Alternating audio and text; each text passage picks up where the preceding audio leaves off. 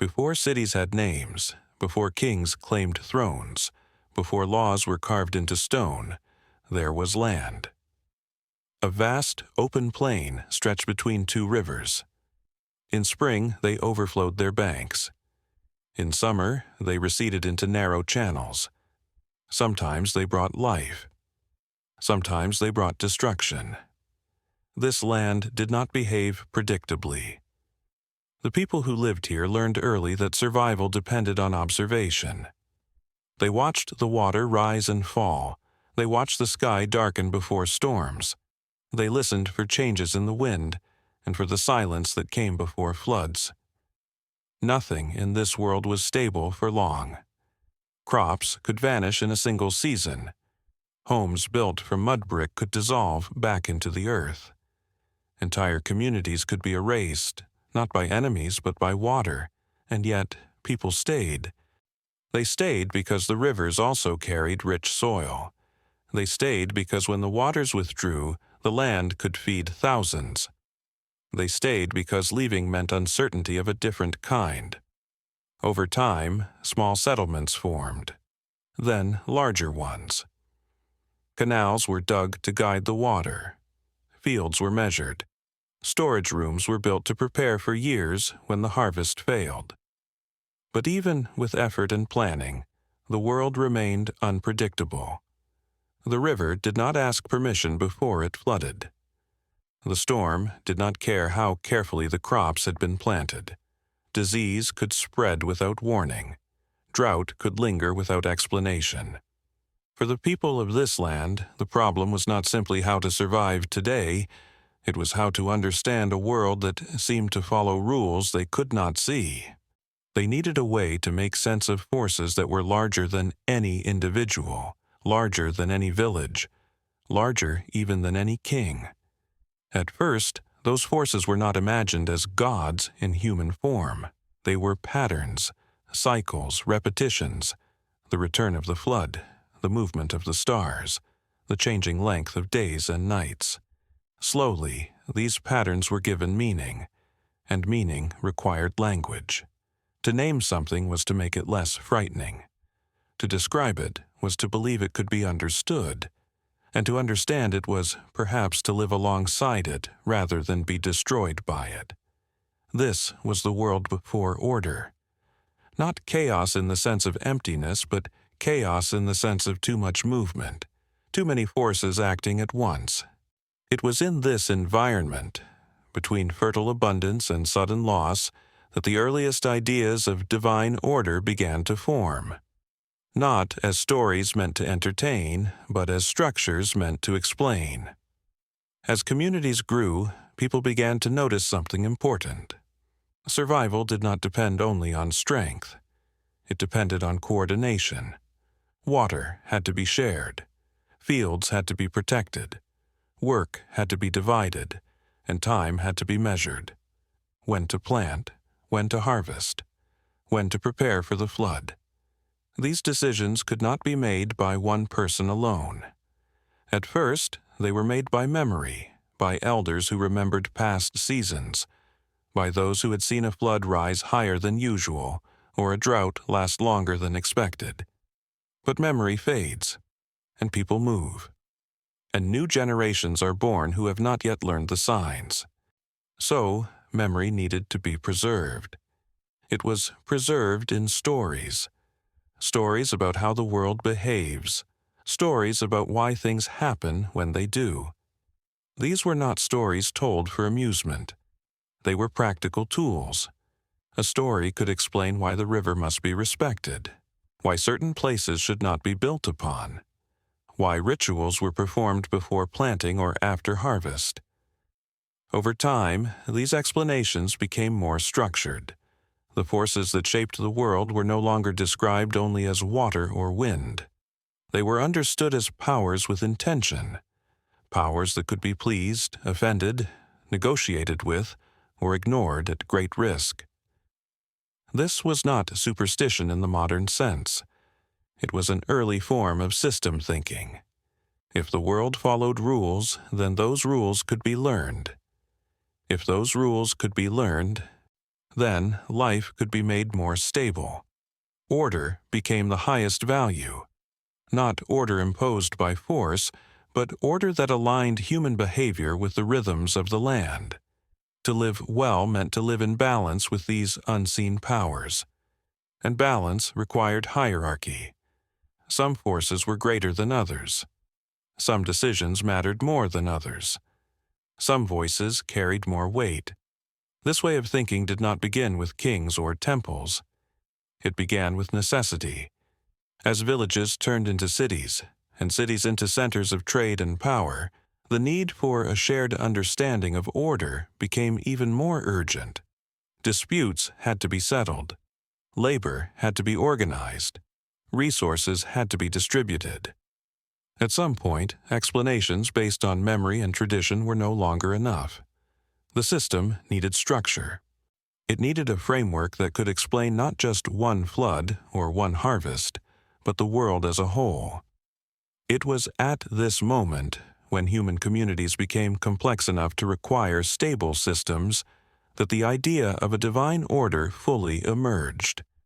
Not as a single god ruling everything, but as a layered hierarchy of powers, each responsible for maintaining balance in a specific domain. This was the intellectual ground from which the Anunnaki would emerge, not as distant mythic figures, but as representations of the forces that governed existence itself. And before we can understand who the Anunnaki were, we must first understand why people needed them. To understand why the earliest people imagined divine order, we must return to the conditions of their daily lives. For them, chaos was not an abstract idea, it was physical. It could be felt. The river might rise too quickly. The rain might fall at the wrong time. The ground could crack open after weeks without water. None of these events were rare. They were expected. What could not be predicted was their intensity. One year, the flood nourished the fields. The next, it swept them away. From the outside, this might appear random. But for those who lived there, randomness was dangerous. A world without patterns could not be planned for. And a world that could not be planned for could not sustain large communities. So people began to look for regularity. They watched the stars at night. They noticed how certain constellations appeared before seasonal changes. They observed how animals migrated, how plants responded to light and temperature, how the river behaved after distant storms. Slowly, a knowledge accumulated. But knowledge alone was not enough. Observation could tell them what had happened before. It could not always explain why it happened or whether it would happen again. When a flood destroyed a settlement, people did not ask whether nature was indifferent. They asked whether something had been neglected, a ritual not performed, a boundary crossed, a balance disturbed. These interpretations were not irrational. They were attempts to connect cause and effect in a world where direct causation was often invisible. If the flood followed disrespect, then respect might prevent it. If disaster followed disorder, then order might bring stability. This way of thinking placed responsibility on human behavior. It suggested that survival depended not only on tools and labor, but on alignment with larger forces. Chaos, then, was not something to be eliminated, it was something to be managed. And management required structure. Over time, this structure became shared. It moved beyond individual experience and into collective understanding. Communities agreed, sometimes without words, that certain actions mattered more than others, that certain times were more dangerous, that certain spaces were sacred. These agreements formed the earliest social rules. They were not written laws, they were expectations, when to stop working, when to gather, when to wait. Such expectations reduced uncertainty. They did not stop floods, but they made life predictable enough to endure them. This is where the idea of order truly begins, not with gods or kings, but with the realization that survival required coherence, a shared sense of how the world works. A shared acceptance that forces beyond human control exist, and that those forces must be acknowledged. Only later would these forces be named. Only later would they take form and hierarchy. At this stage, they were simply understood as powers, vast, recurring, and consequential. Powers that shaped the land, powers that shaped human fate. And it was within this understanding that the foundations of divine order were laid. When people today hear the word myth, they often think of fantasy, of stories invented to entertain or to explain what science had not yet discovered. But for the people of early Mesopotamia, myth served a very different purpose. It was not a distraction from reality. It was a way of organizing it. A myth was not judged by whether it was literally true. It was judged by whether it worked. Did it help people decide when to plant? Did it help them understand loss? Did it help them accept limits? If it did, then it had value. In a world where writing had not yet fully developed, myth functioned as memory. Complex observations about seasons, floods, human behavior, and consequence were compressed into narratives that could be remembered and repeated. A story could travel farther than data. It could survive across generations. More importantly, a myth could carry rules. Not explicit rules written and enforced, but implicit ones, understood through repetition. A story might describe a disaster that followed arrogance. Another might tell of prosperity that came from restraint. Listeners did not need to be told what the lesson was. The pattern was enough. In this way, myth shaped behavior without coercion. It provided a shared framework for interpreting events. When something went wrong, people did not panic in isolation. They turned to familiar narratives that gave meaning to disruption. Meaning reduced fear, and reduced fear made cooperation possible. As societies grew larger, this function became essential. In a small group, everyone knows everyone else. Behavior can be corrected directly. But in a city, anonymity increases. You cannot rely on personal relationships alone to maintain order. Myth filled that gap. By embedding expectations into stories about the world itself, communities created a sense of accountability that extended beyond immediate supervision. If forces greater than humans were watching, then behavior mattered even when no one else was present. This was not about obedience for its own sake. It was about predictability. A predictable society could plan. A predictable society could store surplus.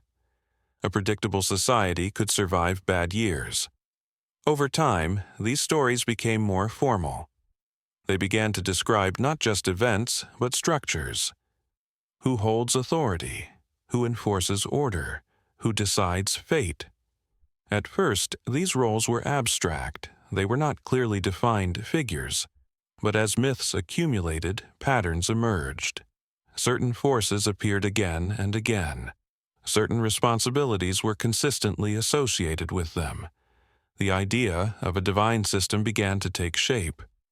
Not because people suddenly believed in gods, but because systems needed caretakers, and caretakers needed identities. Myth provided those identities. It transformed invisible forces into named powers. It allowed people to speak about order as something intentional rather than accidental. This shift did not make the world less dangerous, but it made danger intelligible. And an intelligible world is one that humans can endure. By the time myths had become familiar, something subtle had already changed. People no longer experienced the world as a series of isolated events. Floods, harvests, illness, and prosperity were now understood as parts of a larger pattern. And within that pattern, order was not a luxury. It was a strategy. Order did not mean control over nature. No one believed they could command the river or the sky. What order offered was coordination. If everyone followed the same rhythms, the risks could be shared. Fields could be planted together. Canals could be maintained collectively. Food could be stored and redistributed. Order reduced vulnerability by aligning behavior. This alignment required agreement. Certain days became sacred, certain actions became forbidden, certain places demanded restraint. These boundaries were not arbitrary, they were shaped by experience. Areas prone to flooding became ritual spaces, not residential ones. Periods of environmental instability became times of rest, not expansion. In this way, belief and practicality merged. What looked like ritual often concealed accumulated knowledge. What looked like obedience often reflected adaptation. As populations increased, order also created hierarchy. Not everyone could decide everything. Some individuals became specialists. They remembered rituals. They tracked cycles. They mediated disputes. Their authority did not come from force alone. It came from continuity. They represented stability in a world that rarely offered it. Gradually, this authority became institutional. Customs hardened into expectations. Expectations hardened into roles. Those who interpreted the will of unseen forces gained influence over collective decisions. This was not the beginning of tyranny, it was the beginning of administration. Administration made scale possible. Without shared order, cities could not grow. Trade could not expand. Surplus could not be protected. Order allowed people to trust systems rather than individuals, and trust allowed societies to persist beyond the lifespan of any single generation. At this stage, the idea of divine order was not yet fully personified. It did not consist of named gods with fixed attributes. Instead, it existed as an assumption that the world operated according to principles, and that those principles could be honored or violated. To honor them brought stability. To violate them invited disruption. This assumption would soon require clearer structure. As societies became more complex, as authority extended beyond kinship and memory, order itself needed representation. The forces that governed fate would need names. They would need relationships. They would need a hierarchy that mirrored the world humans were building. From this necessity, the Anunnaki would emerge. Not as sudden inventions, but as the formal expression of an order humanity had already begun to live by. Before the Anunnaki became figures and stories, they existed as an idea. An idea about how the world is organized. The word itself carries this meaning. In the earliest Sumerian language, the term Anunnaki is formed from two elements. An refers to the sky, the highest and most distant realm. It is not simply the sky that can be seen, but the upper domain, the place of authority, permanence, and order. The second element, ki, refers to the earth, the ground beneath human feet, the place of labor, growth, and decay. Between these two realms, the unreachable heights and the fragile surface of the land, human life unfolds. The Anunnaki are those who belong to both. They are not defined as creators in the beginning. They are defined as intermediaries, powers whose authority spans from the sky above to the earth below. This distinction matters. In early Mesopotamian thought, the most distant forces were often too vast to interact directly with humans.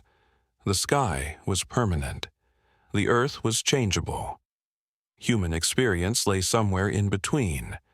The Anunnaki occupied that middle space. They represented the principles that translated cosmic order into everyday reality.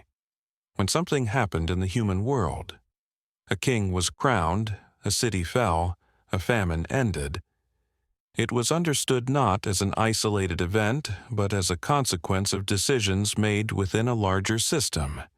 That system was governed by the Anunnaki. Importantly, the Anunnaki were not imagined as a single god with unlimited power.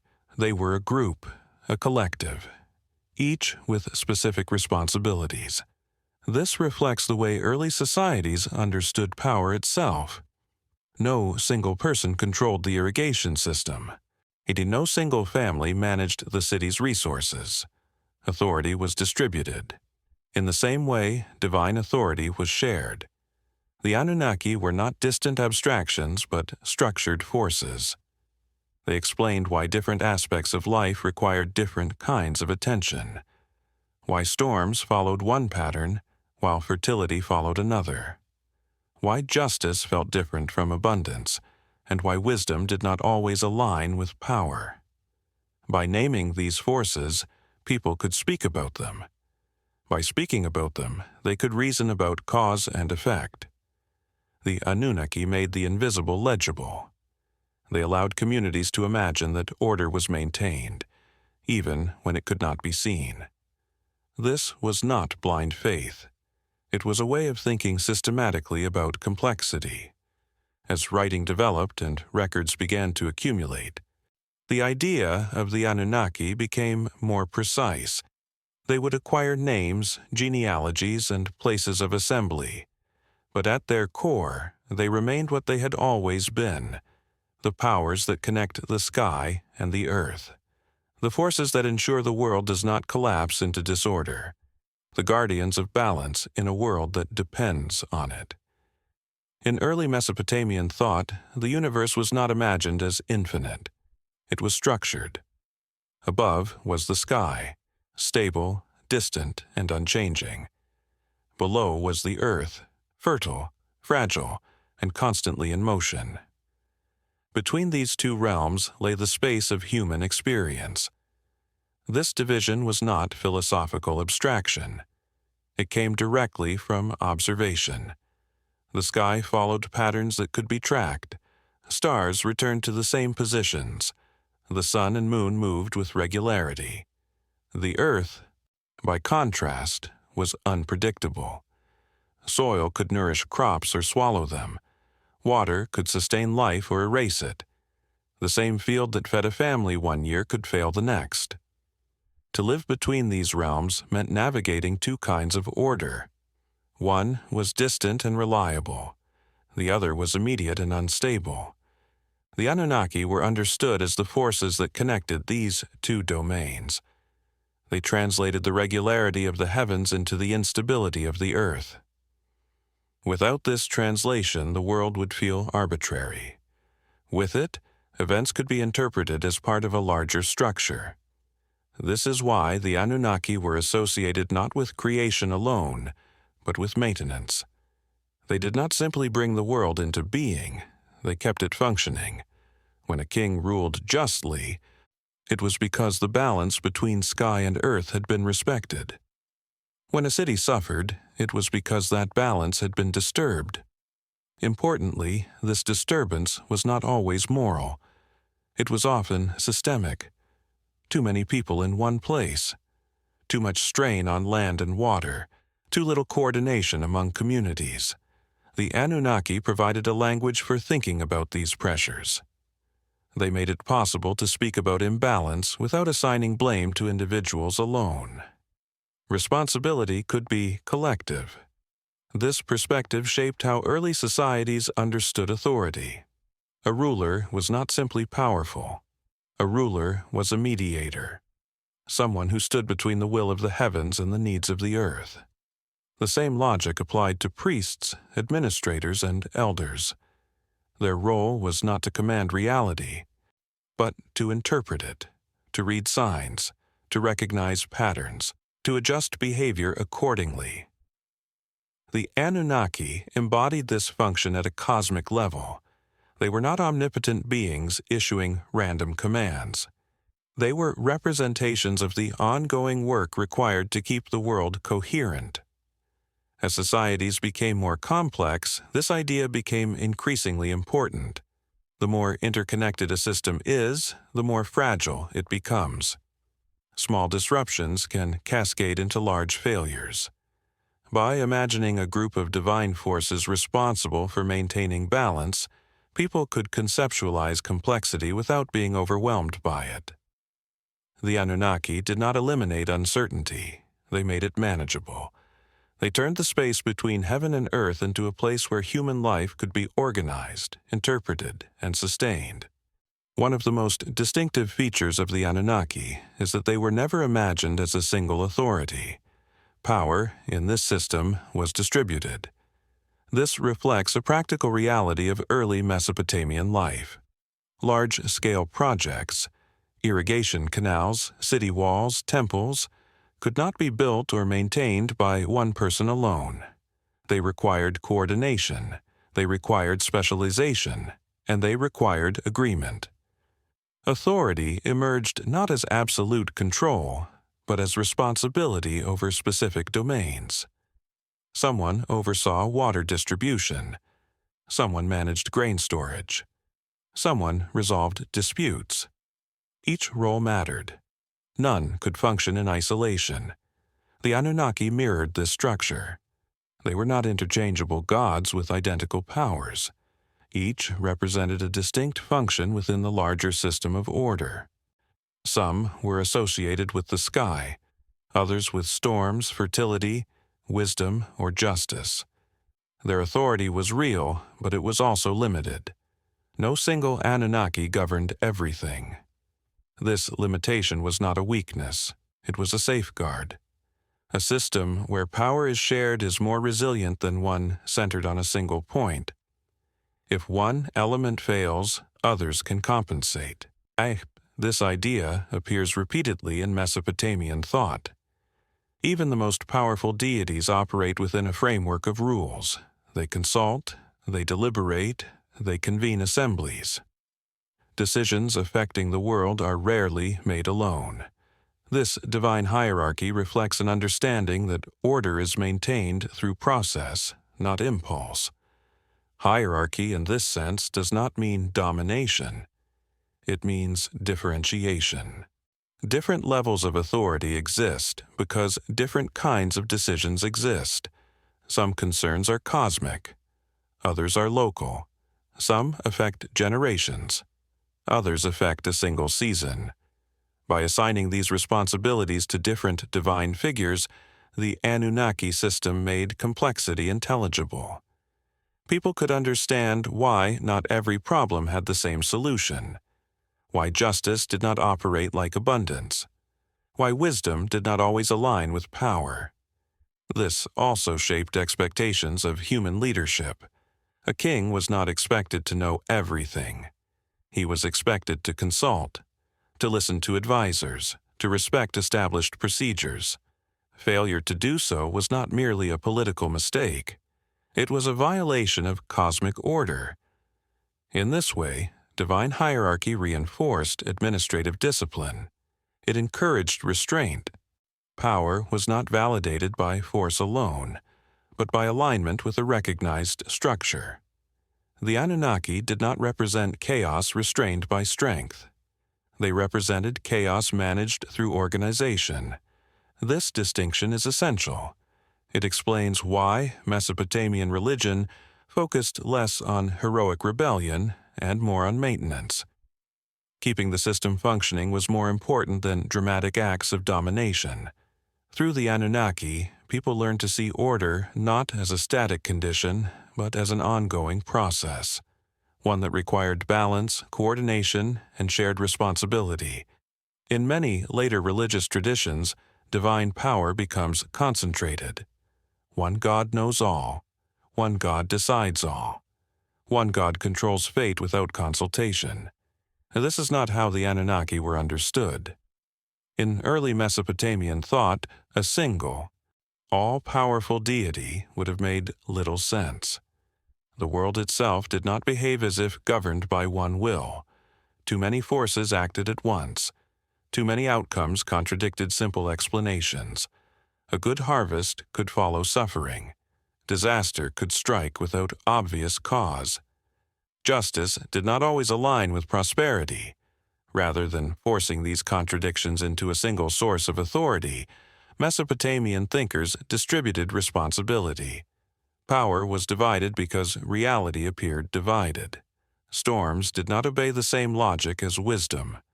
Fertility did not follow the same patterns as law. Knowledge did not guarantee control. Each of these domains required different attention. By separating divine authority into multiple figures, the Anunnaki system allowed the world to remain complex without becoming meaningless. Contradiction did not signal failure. It signaled balance under strain. This approach also protected the system from collapse. If one god failed, the order itself did not disappear. Authority could be challenged, rebalanced, or redistributed. This made divine order adaptable. Importantly, the absence of an all-powerful god did not imply weakness. It implied realism. The Anunnaki were not imagined as omniscient rulers outside the system. They were part of it. They debated, they disagreed, they responded to consequences. Their power operated within constraints, just as human authority did. This parallel was intentional. By imagining gods who were bound by structure, people reinforced the idea that no one stood above order, not even the divine. This concept placed limits on ambition. A ruler could be powerful, but never absolute. A priest could interpret signs, but not invent them. Even the highest authority had to align with established balance. Over time, this framework shaped how Mesopotamian societies understood responsibility. Failure was not always sin. It was often imbalance, and imbalance could be corrected, not through punishment alone, but through adjustment. Rituals were performed not to appease a temperamental god, but to restore harmony within a system. In this way, the Anunnaki represent a worldview deeply concerned with maintenance rather than perfection. They do not promise certainty. They do not eliminate risk. They offer something quieter, a way to live within complexity without surrendering to chaos. And with this understanding, the foundation of the Anunnaki system is complete. From here, we can begin to see how specific deities emerged, how assemblies formed, and how divine order was enacted in the daily lives of cities and kings. As the idea of the Anunnaki became clearer, one feature consistently stood out. They did not rule alone.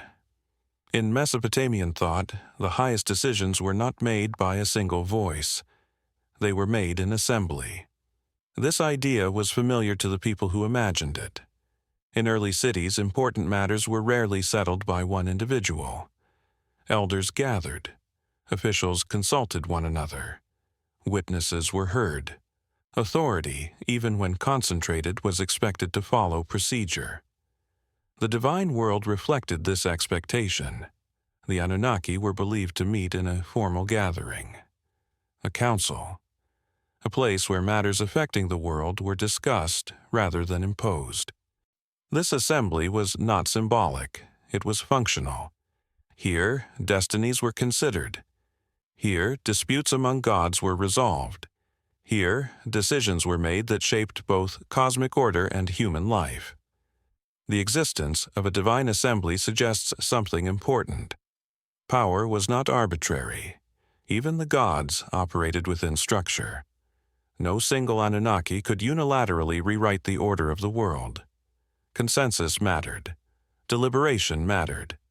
This reflected a deep understanding of how complex systems survive. A system governed by impulse is unstable. A system governed by discussion can adapt. The assembly provided a space for disagreement without collapse. Different forces represented different priorities: stability and change, authority and wisdom, preservation and growth. These priorities did not always align. When they came into conflict, the assembly served as a balancing mechanism. This idea also shaped how fate was understood. Destiny was not fixed in advance by a single decree. It emerged through process, through debate, through compromise, through alignment among powers. This does not mean fate was random. It means it was contextual. What happened depended on circumstance, on balance, on the state of the system as a whole. For humans, this was a powerful concept. It suggested that outcomes were not simply rewards or punishments. They were results of many forces interacting at once. The divine assembly made it possible to think about consequence without reducing everything to morality. A city might fall not because it was evil, but because it was unsustainable. A ruler might fail not because he was cursed, but because balance had been lost. In this way, the assembly functioned as a model of governance.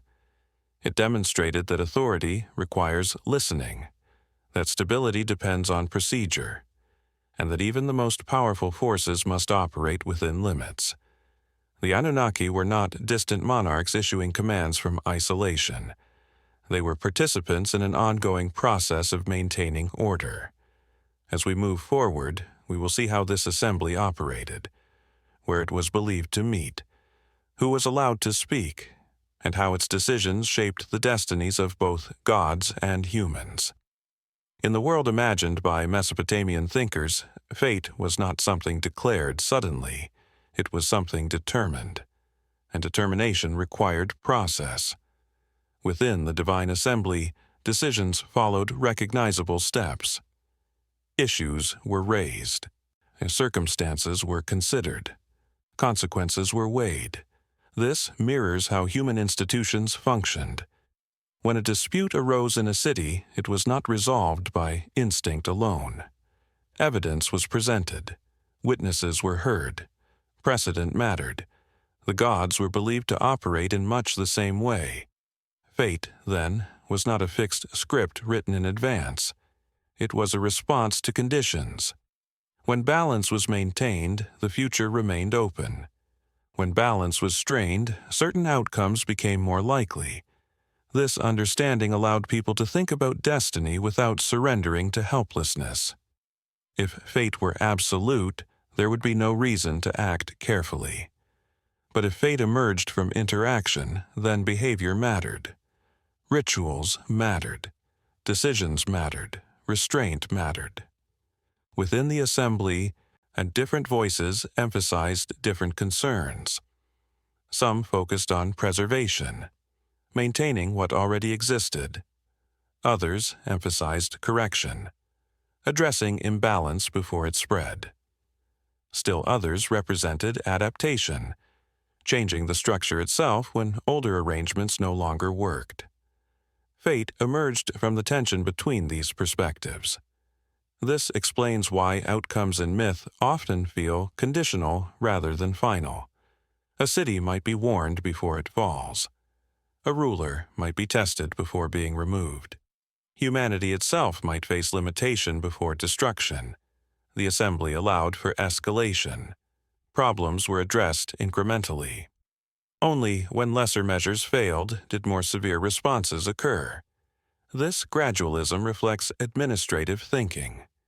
You do not dismantle a system at the first sign of strain. You adjust it. For people listening to these stories, this framework carried an important lesson. Disaster was not arbitrary. It followed patterns. Patterns could be learned, and learning created opportunity. Opportunity to correct course, to restore balance, to prevent collapse. This did not guarantee safety, but it offered meaning. Fate was no longer a mystery imposed from above. It was a process unfolding within a system that included gods, humans, land, and time. In this way, divine decision-making validated human institutions. Courts, councils, and assemblies were not merely social inventions. They were reflections of cosmic order. To deliberate carefully was to imitate the gods. To rush judgment was to invite imbalance. As we continue, we will see how this process was formalized, how certain gods came to specialize in declaring fate, and how numbers, spaces, and rituals gave structure to decisions that shaped the world. Within the divine assembly, not all voices carried the same weight. While decisions were collective, responsibility was distributed. Certain gods were believed to hold specific authority over the declaration of fate. This did not mean they acted alone. It meant they specialized. In Mesopotamian thought, complex systems require delegation. Just as human institutions rely on judges, scribes, and administrators, the divine order relied on figures whose role was to formalize decisions. These gods were not inventors of destiny. They were its interpreters. They gave form to conclusions reached through deliberation. In many texts, they are described as those who set the destinies. This phrase is important. To set destiny does not mean to create it from nothing. It means to fix a course once conditions have been assessed. This mirrors how laws functioned. A law did not create reality. It responded to it. It codified expectations so that outcomes would be consistent. In the same way, the gods who decreed fate ensured continuity. They made sure that similar situations led to similar results. Without this function, order would dissolve into inconsistency. One flood would be followed by mercy, another by destruction. No pattern could be learned. By assigning fate to specific divine roles, the system became legible. People could understand that decisions were not arbitrary, even when they were painful. These gods were often associated with record-keeping, with tablets, with writing, with memory. This association was not accidental. Writing was one of the most powerful tools early societies developed to stabilize complexity. A written record preserved decisions beyond the moment they were made. It allowed continuity across generations. By linking fate with writing, Mesopotamian thought connected destiny to accountability. What was decided was not forgotten. What was forgotten could not be enforced. This connection also reinforced the idea that fate could be known, not predicted in detail, but understood in principle. If patterns were observed, if records were kept, if rituals were performed correctly, then outcomes could be anticipated. This did not eliminate uncertainty, but it transformed uncertainty into risk, something that could be managed. For humans, and this was a profound shift, it meant that suffering was not meaningless, it had context. It also meant that improvement was possible. If fate emerged from structure, then changing structure could change outcomes. This belief encouraged effort, it justified planning, it validated caution, and it reinforced the importance of those who maintained records, preserved procedures, and upheld continuity. The gods who decreed fate were not feared for their power alone. They were respected for their consistency. They ensured that the world, though complex and dangerous, was not incomprehensible. As we move forward, we will see how space and ritual gave these decisions physical form, where the assembly was believed to meet, and how sacred spaces made abstract order visible and tangible. For decisions to matter, they must take place somewhere. In Mesopotamian thought, the divine assembly was not imagined as a vague or abstract gathering. It was believed to meet in a specific space, a sacred chamber, a place set apart from ordinary movement and noise. This belief reflects a practical insight. Human assemblies require structure. They require boundaries. A council that meets in the marketplace cannot deliberate as carefully as one that meets in a designated hall. The gods, it was believed, understood this as well. The assembly of the Anunnaki was imagined to convene in a formal location where cosmic order could be addressed without interruption. This space was not defined by physical dimensions alone. It was defined by purpose. Here, time slowed. Speech carried weight. Decisions were made deliberately. The existence of such a space reinforced the seriousness of fate. Destiny was not declared casually. It was shaped within an environment designed for reflection. This idea influenced how humans organized their own sacred spaces. Temples were not simply places of worship. They were places of administration. They stood at the center of cities not because gods demanded attention, but because order required visibility. A sacred space marked the boundary between the everyday and the consequential. Within it, rituals did not entertain, they stabilized. By repeating movements, words, and offerings, rituals mirrored the consistency expected of the divine assembly. They reminded participants that order is maintained through repetition. The architecture of these spaces reflected this function. Elevated platforms, enclosed chambers, carefully controlled access. Each element reinforced hierarchy. Not everyone entered the inner space. Not every voice was heard equally. This was not exclusion for its own sake. It was recognition of responsibility. Those who entered deeper were expected to carry greater restraint. The same principle applied to the divine world. Not every Anunnaki spoke in every matter. Not every concern warranted the same response. Sacred space made differentiation visible. It turned abstract hierarchy into physical experience. For the people who gathered near temples, this had a calming effect. It suggested that the world, however unpredictable, was being considered somewhere. That forces beyond human control were not acting blindly. They were deliberating. With this belief, uncertainty became tolerable. Life remained fragile. Floods still came. Loss still occurred. But behind events there was process. Behind chaos there was structure. And within that structure there was a place where order was maintained. With this understanding, the idea of divine assembly was complete. From here, attention shifts naturally to the spaces where this order was enacted on earth. The temples, the rituals, and the systems that turned belief into daily practice. If the divine assembly represented order in principle, the temple represented order in form. It gave shape to ideas that could not otherwise be seen. In the cities of Mesopotamia, temples were the most enduring structures. Built layer upon layer, generation after generation, they rose above houses, workshops, and markets. This prominence was intentional. The temple was not hidden. It stood at the center of urban life, not because religion dominated daily activity, but because coordination required a focal point. The world imagined by Mesopotamian societies was organized vertically. Above was the sky. Below was the earth. Between them stood the city. The temple marked that intersection. Its elevated platform symbolized the space between heaven and earth, the same space the Anunnaki were believed to inhabit.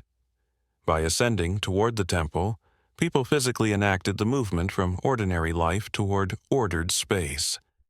This movement mattered. Architecture shaped behavior. Wide courtyards allowed gatherings. Narrow passages controlled access. Inner chambers restricted movement. Each layer communicated expectation. You slowed down as you approached. You lowered your voice. You became aware of boundaries. The temple taught discipline without words. It reminded visitors that not all spaces were equal, and not all actions appropriate everywhere. This mirrored the divine order itself. Just as not every god spoke in every matter, not every person entered every space. Hierarchy was embedded in stone, but the temple was more than symbol, it functioned. Inside, records were kept, offerings were stored, schedules were maintained, priests tracked time. Scribes recorded transactions. Administrators oversaw labor. The rhythms of the city were coordinated from within sacred walls. In this sense, the temple was not separate from governance, it was governance. The distinction between sacred and practical did not yet exist, as it would later. To manage resources was to maintain balance. To maintain balance was to serve the divine order. The temple provided continuity. While houses collapsed and were rebuilt, temples endured. Their foundations preserved memory. Each reconstruction respected earlier layouts, reinforcing the idea that order persisted beyond individual lives. For people living in an uncertain environment, this stability mattered deeply. The temple did not promise safety, but it promised structure. It suggested that chaos was not total, that somewhere patterns were being observed, decisions recorded, and order maintained. As we continue, we will look more closely at how this architecture evolved, how elevation, repetition, and ritual movement turned belief into habit, and how the temple became the machine through which order was sustained. Order does not survive on structure alone. It survives on repetition. In Mesopotamian temples, ritual was not designed to impress. It was designed to endure. The same movements were performed each day. The same words were spoken. The same offerings were prepared and presented. Morning followed night. Night followed morning. This repetition was intentional. In a world shaped by uncertainty, predictable rhythm provided stability. Ritual created time that could be relied upon. When the sun rose, the temple awakened. When the sun set, the temple rested. Between these moments, activities unfolded in a fixed sequence. Incense was lit. Food was prepared. Hymns were recited. Nothing was rushed. Nothing was improvised.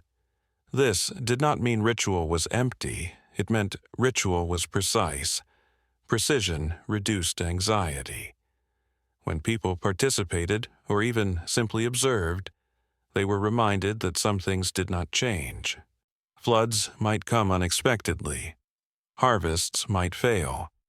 But the ritual continued. This continuity mattered. Ritual transformed time from something threatening into something structured. Days were no longer isolated units. They became part of a cycle. Weeks followed weeks. Seasons followed seasons. Festivals marked transitions. Periods of work were followed by periods of restraint. The temple calendar provided a shared rhythm that aligned the city. Everyone knew when to pause, when to gather, when to wait. This coordination reduced conflict. If labor stopped at the same time, no one was left behind. If offerings were made together, no one bore responsibility alone. Ritual distributed obligation. It made order communal. Repetition also reinforced memory. Words spoken daily became internalized. Gestures repeated became instinctive. Over time, people no longer needed to be instructed. They knew what to do. This is how belief became habit. Habit did not require constant explanation. It functioned automatically. And automatic behavior is essential for large systems. The temple did not depend on enthusiasm. It depended on consistency. Even during political change, even when rulers rose and fell, ritual endured. New kings participated in old ceremonies. New generations learned the same sequences. This continuity linked the present to the past. It suggested that order existed beyond individual ambition. For those who lived near the temple, the steady rhythm of ritual was calming. It signaled that despite visible chaos, invisible order remained intact. Ritual did not eliminate fear, but it made fear manageable. It gave time a shape, and in shaping time it sustained the system that held the city together. As we continue, we will see how this rhythm extended beyond daily practice, how time itself became sacred, and how calendars transformed belief into long-term stability. As ritual gave shape to daily life, the calendar gave shape to the year. Time, in Mesopotamian thought, was not an abstract flow. It was segmented, measured, and marked. The temple was where this measurement occurred. Priests observed the sky. They tracked the movement of the moon. They noted the length of days and the changing positions of stars. These observations were not purely symbolic. They were practical. Agriculture depended on timing. Trade depended on coordination. Ritual depended on precision. Without a shared calendar, a city could not function smoothly. The calendar transformed natural cycles into social structure. Months were named. Festivals were fixed. Periods of work and rest were defined. This structure reduced uncertainty. People knew when planting would begin. They knew when offerings were required. They knew when restraint was expected. Time became predictable. Predictability allowed planning. Planning allowed survival. The calendar also created hierarchy within time. Not all days were equal. Some were ordinary. Others were dangerous. Some were sacred. On sacred days, normal activities paused. Labor slowed. Attention shifted. These pauses were not indulgent. They were corrective. They allowed pressure to dissipate. They restored balance within both people and systems. In this way, sacred time functioned like maintenance. Just as canals required periodic clearing, societies required moments of stillness. The calendar provided those moments. Importantly, sacred time was collective. It was not chosen individually. The entire city moved together. This synchronization reduced conflict. No one was singled out for resting or restraining themselves. Everyone participated. The calendar also connected generations. Dates repeated year after year. A festival experienced in childhood returned in adulthood. Memory became cyclical rather than linear. This continuity reinforced identity. People did not simply live in a city. They lived within a rhythm that had existed before them and would continue after them. The Anunnaki were believed to oversee this rhythm, not by controlling every moment, but by maintaining the structure within which time unfolded. Fate did not arrive randomly. It arrived at expected moments. This expectation softened its impact. When hardship came during a known season, it was easier to endure. When abundance followed ritual, it felt earned. The calendar did not remove suffering, but it contextualized it.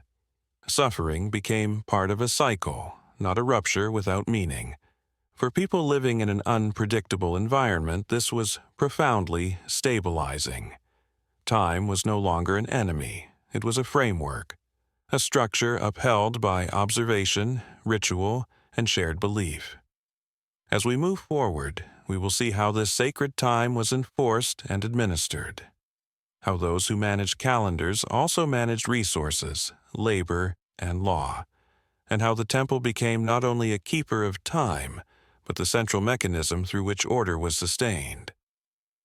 By the time ritual and calendar were firmly established, the temple had become something more than a sacred place. It was the center of coordination. Within its walls, order was not only imagined or performed, it was managed. Records were kept. Grain deliveries were counted. Livestock offerings were recorded. Labor obligations were tracked. Scribes worked quietly, inscribing symbols into clay tablets that preserved information far longer than memory could. This record-keeping was essential. Without it, surplus could not be stored reliably. Without it, obligations could not be enforced fairly. Without it, continuity would collapse. The temple provided accountability. It ensured that decisions made today could be remembered tomorrow. This memory extended beyond economics. Legal matters were also handled within or alongside temple institutions. Disputes were mediated. Oaths were sworn. Agreements were witnessed. By placing these activities in sacred space, societies reinforced their seriousness. A promise made before the divine order carried weight. Breaking it was not merely a social offense, it was a disruption of balance. The temple also coordinated labor. Irrigation systems required maintenance. Canals had to be cleared. Fields needed protection.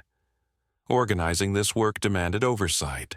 The temple provided schedules, assigned responsibilities, and ensured participation. This was not exploitation, it was survival. Large systems require contribution from many individuals. By framing labor as part of divine order, participation became obligation rather than coercion. People worked not because they were forced, but because work sustained balance. The temple thus functioned as an early administrative hub. It linked belief with practice. Religious authority and practical authority were not separate domains. They reinforced one another. This integration created stability. When authority is fragmented, systems weaken. When authority is unified under shared principles, coordination improves. The temple embodied those principles. It was visible, it was enduring, it was structured. For people navigating uncertainty, this mattered. The temple did not promise justice in every case. It did not prevent disaster, but it provided a framework within which decisions were made, resources allocated, and responsibilities enforced. Order became something tangible, something that could be entered, observed, and trusted. With this, the role of the temple was complete. It stood as the earthly counterpart to the divine assembly, a place where order was not only believed, but enacted. From here, the next step is inevitable. If temples coordinated order, then someone had to represent that order beyond their walls, someone who could act in the name of balance, someone who embodied authority. This leads us naturally to kingship, law, and the relationship between divine order and human rule. The temple could organize space. Ritual could organize time. But neither could act. Order, once established, still required a voice. At some point, someone had to speak for it. Someone had to decide when balance had been broken and what response was required. This is where kingship emerged, not as domination, but as delegation. In early Mesopotamian thought, authority did not originate with humans, it descended. Kingship, as the texts describe it, she came down from heaven. This phrase was not metaphorical, it expressed a system. The king was not divine in essence, he was administrative in function. He stood between the divine assembly and the human population. This position was precarious. He did not create law, he enacted it. He did not define order, he maintained it. If order held, the king was praised. If order collapsed, the king was blamed. This expectation shaped behavior. Kings were not free agents, they were constrained. Their legitimacy depended on visible alignment with divine order. This is where law entered the system. Law was not innovation, it was clarification. It translated cosmic balance into human terms. What was permitted, what was forbidden, what required compensation. Law reduced ambiguity. Ambiguity breeds conflict. Conflict threatens order. From this perspective, law was not moral philosophy, it was infrastructure. As I reflect on this system, what stands out is its restraint. Power existed, but it was framed as responsibility. Authority was real, but it was conditional. A king who ruled arbitrarily was not strong. He was dangerous. Texts repeatedly emphasize that rulers were watched, by gods, by priests, by the records themselves. Nothing disappeared, decisions left traces. Clay tablets endured. This permanence mattered. It meant that actions could be compared across time, that continuity could be judged, that failure could be remembered. In modern terms, we might call this accountability, but in Mesopotamia, it was understood as balance. Law codes did not promise fairness in every case. They promised predictability. Predictability is underrated. For societies facing environmental uncertainty, predictability was survival. The king embodied this promise. When disputes arose, he did not act as a hero. He acted as a mechanism. He listened, he judged, he enforced. And in doing so, he preserved the system that preserved the city. This is why kingship was inseparable from ritual. Public ceremonies reaffirmed the king's alignment with order. They reminded everyone, including the ruler himself, that authority was borrowed, and that borrowed power could be withdrawn. As we continue, we will examine how law was written, displayed, and enforced, how kings used it to stabilize society, and how, over time, this balance between divine order and human authority became increasingly fragile. For law to endure, it had to be visible. Spoken judgment could resolve a dispute. But spoken words faded. Written law remained. In Mesopotamia, the decision to write law was a decisive step. It transformed order from something remembered into something recorded. Clay tablets preserved rulings. Stelae displayed principles.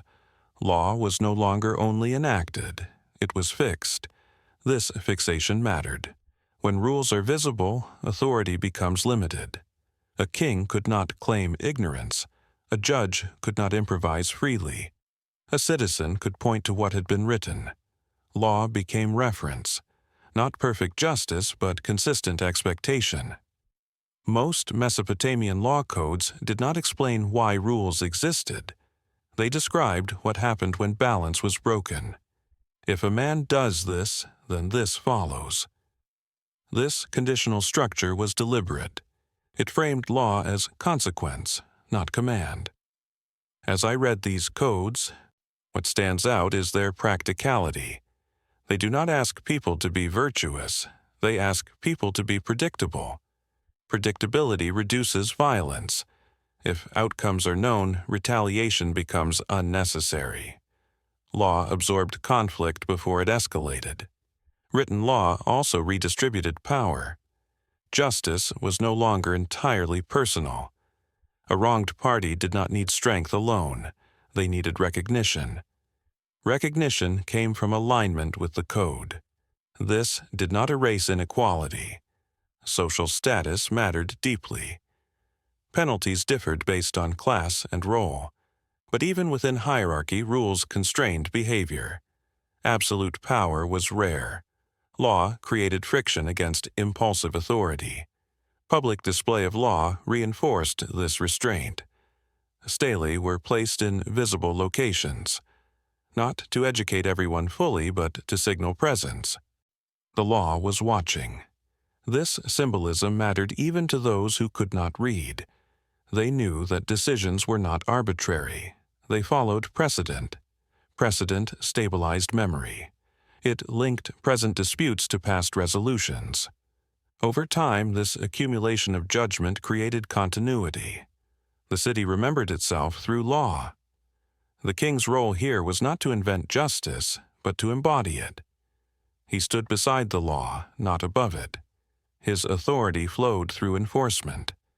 If he ignored the code, his legitimacy weakened. If he upheld it, order held. In this sense, law protected the ruler as much as the people. It provided a script, a structure to follow when tension rose. Without it, every dispute risked becoming personal. Law made conflict procedural. Procedures calm societies, they slow reaction. They invite deliberation.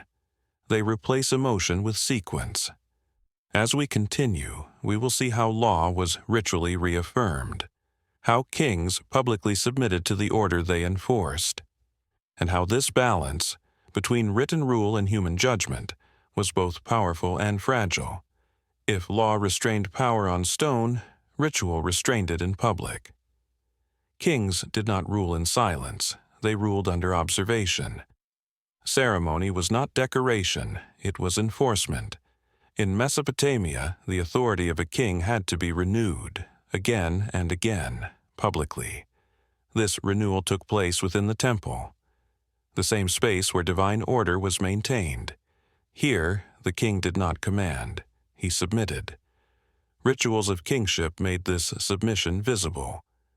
The king entered sacred space not as a ruler, but as a participant. He followed prescribed movements. He spoke prescribed words. Nothing was improvised. This mattered. Improvisation suggested autonomy. Autonomy threatened balance. By repeating fixed rituals, the king demonstrated alignment with an order greater than himself. In some ceremonies, the symbolism was unmistakable. Royal insignia were removed. Crowns were set aside. The king stood momentarily stripped of visible authority. This was not humiliation, it was calibration. Power was reset. The message was clear. Authority was conditional. As I reflect on this practice, what stands out is its psychological sophistication. The most powerful figure in the city was reminded, regularly, that he was not absolute. This reminder was not private. It was witnessed. By priests, by officials, by representatives of the city. Public witnessing mattered. It created shared expectation. If the king later acted arbitrarily, memory contradicted him. Everyone had seen the conditions of his authority. Ritual thus reinforced law without rewriting it. It operated on emotion and memory, where written codes could not reach. These ceremonies also protected the king. They provided legitimacy. A ruler who endured ritual scrutiny could claim alignment with order. Criticism then shifted. Failures were framed as misfortune or imbalance, not personal tyranny. This distinction stabilized rule. Ritual absorbed tension that might otherwise erupt. It allowed dissent to remain symbolic rather than violent. Importantly, ritual did not deny power. It structured it. The king still commanded armies. He still oversaw labor. He still judged disputes. But his power was framed as service. A service to the gods, service to the city, service to balance. This framing mattered. Power perceived as service is tolerated longer. When rulers abandoned ritual, sources grow quiet or critical. Neglect of ceremony was interpreted as arrogance. Arrogance preceded collapse. This pattern appears repeatedly. Order erodes when power forgets its limits. Ritual existed to prevent that forgetting. As we move forward, we will see what happens when these safeguards weaken. When kings begin to speak not for order, but as order, and how that shift reshaped law, authority, and ultimately the fate of cities. Systems do not collapse suddenly. They drift. The same structures remain in place. The same rituals are performed. The same words are spoken. But their meaning shifts. In later Mesopotamian history, kingship began to change character. The king no longer stood only as a representative of order. He increasingly claimed to embody it. This was subtle. There was no declaration, no abrupt break. The language remained familiar. Kings still spoke of divine favor. They still referenced law and ritual. But the emphasis moved. Where earlier rulers described themselves as servants of balance, later kings described themselves as its source. This distinction mattered. When authority claims to originate order, restraint weakens. Law becomes affirmation rather than limitation. Ritual becomes spectacle rather than accountability. As I reflect on this shift, what stands out is how reasonable it must have seemed at the time. Success encourages confidence. Stability encourages expansion. When cities prosper, when borders hold, when temples are full, it is tempting to credit leadership rather than system. Power begins to personalize itself. Kings commissioned monuments that emphasized conquest. Law codes grew longer, but also more declarative. Punishments intensified, not because society had become crueler, but because authority felt less secure. Excessive control often signals anxiety. Ritual, too, began to change. Ceremonies grew more elaborate. Displays became grander. But complexity is not the same as constraint. When ritual becomes performance, it loses its corrective force. The king is celebrated, but no longer challenged. At this point, the balance, carefully maintained for centuries, becomes fragile. The system still functions, for a time. Records are still kept. Laws are still enforced.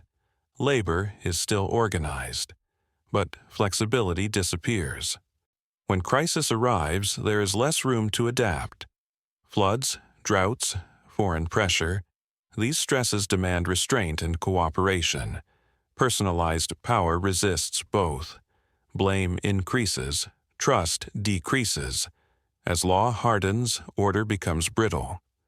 This pattern is not unique to Mesopotamia. It appears wherever systems confuse authority with identity, where leaders stop asking whether balance holds and begin assuming it does because they rule. What is remarkable about early Mesopotamian thought is that it recognized this danger. The concept of divine order was not created to elevate rulers. It was created to limit them. When that limit eroded, the consequences followed, not immediately, but inevitably. Cities fell, institutions fragmented. Order had to be reimagined once again. As we move forward, we will see how this tension between order and authority reshaped the relationship between gods and humans, and how, in the end, the Anunnaki themselves would change, not because they disappeared, but because the world no longer needed them in the same way. At the highest point of the divine order stood Anu. He was not the most active god, he was not the most visible, but he was the most distant. Anu represented the sky itself, vast, elevated, and removed from immediate concern. In Mesopotamian thought, distance signified authority. What stood far above daily life was not expected to intervene constantly. It was expected to define limits. Anu did not manage the world. He established its boundaries. His domain was the highest heaven, a realm beyond weather, beyond harvest, beyond dispute. From this position, Anu embodied legitimacy, not power exercised, but power recognized. Decisions carried weight because they aligned with his authority, not because he enforced them personally. This distinction mattered. Anu did not rule through action. He ruled through acknowledgement. Other gods derived status by proximity to him. Kings claimed authority by association with his name. Law codes invoked him as ultimate witness. In this way, Anu functioned as origin, not administrator. His remoteness created stability. A god who acts constantly must choose sides. A god who remains distant anchors the system itself. Anu's presence allowed other powers to operate without threatening the whole. Because he rarely intervened, his approval became symbolic. When granted, it confirmed legitimacy. When withheld, it delegitimized rule. This restraint protected the system. It prevented authority from collapsing into personality. Anu did not compete. He did not argue. He set the frame within which others moved. In temple architecture, this was reflected subtly. Shrines dedicated to Anu were elevated, often less accessible, less crowded. They were not centers of daily ritual, they were markers, a reminder that above activity there existed order. Anu's role also shaped time. He was associated with the unchanging sky, a contrast to seasons, storms, and cycles below. This made him a reference point. While other gods responded to change, Anu represented continuity. This continuity mattered during transition. When rulers changed, when cities fell, Anu remained invoked. His name connected present authority to ancient legitimacy. In this sense, Anu was conservative, not resistant to change, but stabilizing it. Change could occur as long as it remained recognizable within the existing frame. Without Anu, authority would fragment. With him, it could distribute. He made delegation possible. Other gods could govern domains without challenging the whole. This is why Anu appears less frequently in narrative, yet more persistently in formula. He did not need story. He was structure. As we continue, we will move from this distance to the God who governed the world below. From the sky's silence to the atmosphere of command. From Anu to Enlil. If Anu defined the frame of authority, Enlil governed what moved within it. He was not distant, he was present. Enlil ruled the atmosphere, the winds, the storms, the space between sky and earth. Where Anu represented legitimacy, Enlil represented execution. He was the god of command. In Mesopotamian thought, the atmosphere was not empty. It was active, unpredictable, and powerful. Storms destroyed crops, winds carried floods, drought followed silence. Enlil embodied these forces. He did not symbolize chaos. He enforced order through pressure. This made him central to daily life.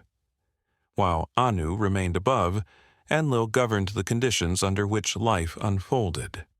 Kings did not merely invoke Enlil, they depended on him. Military campaigns sought his favor. Construction projects required his approval. Agricultural cycles were interpreted through his disposition. Enlil's authority was immediate. He punished imbalance swiftly. Noise, excess, and disruption of cosmic order were attributed to his judgment.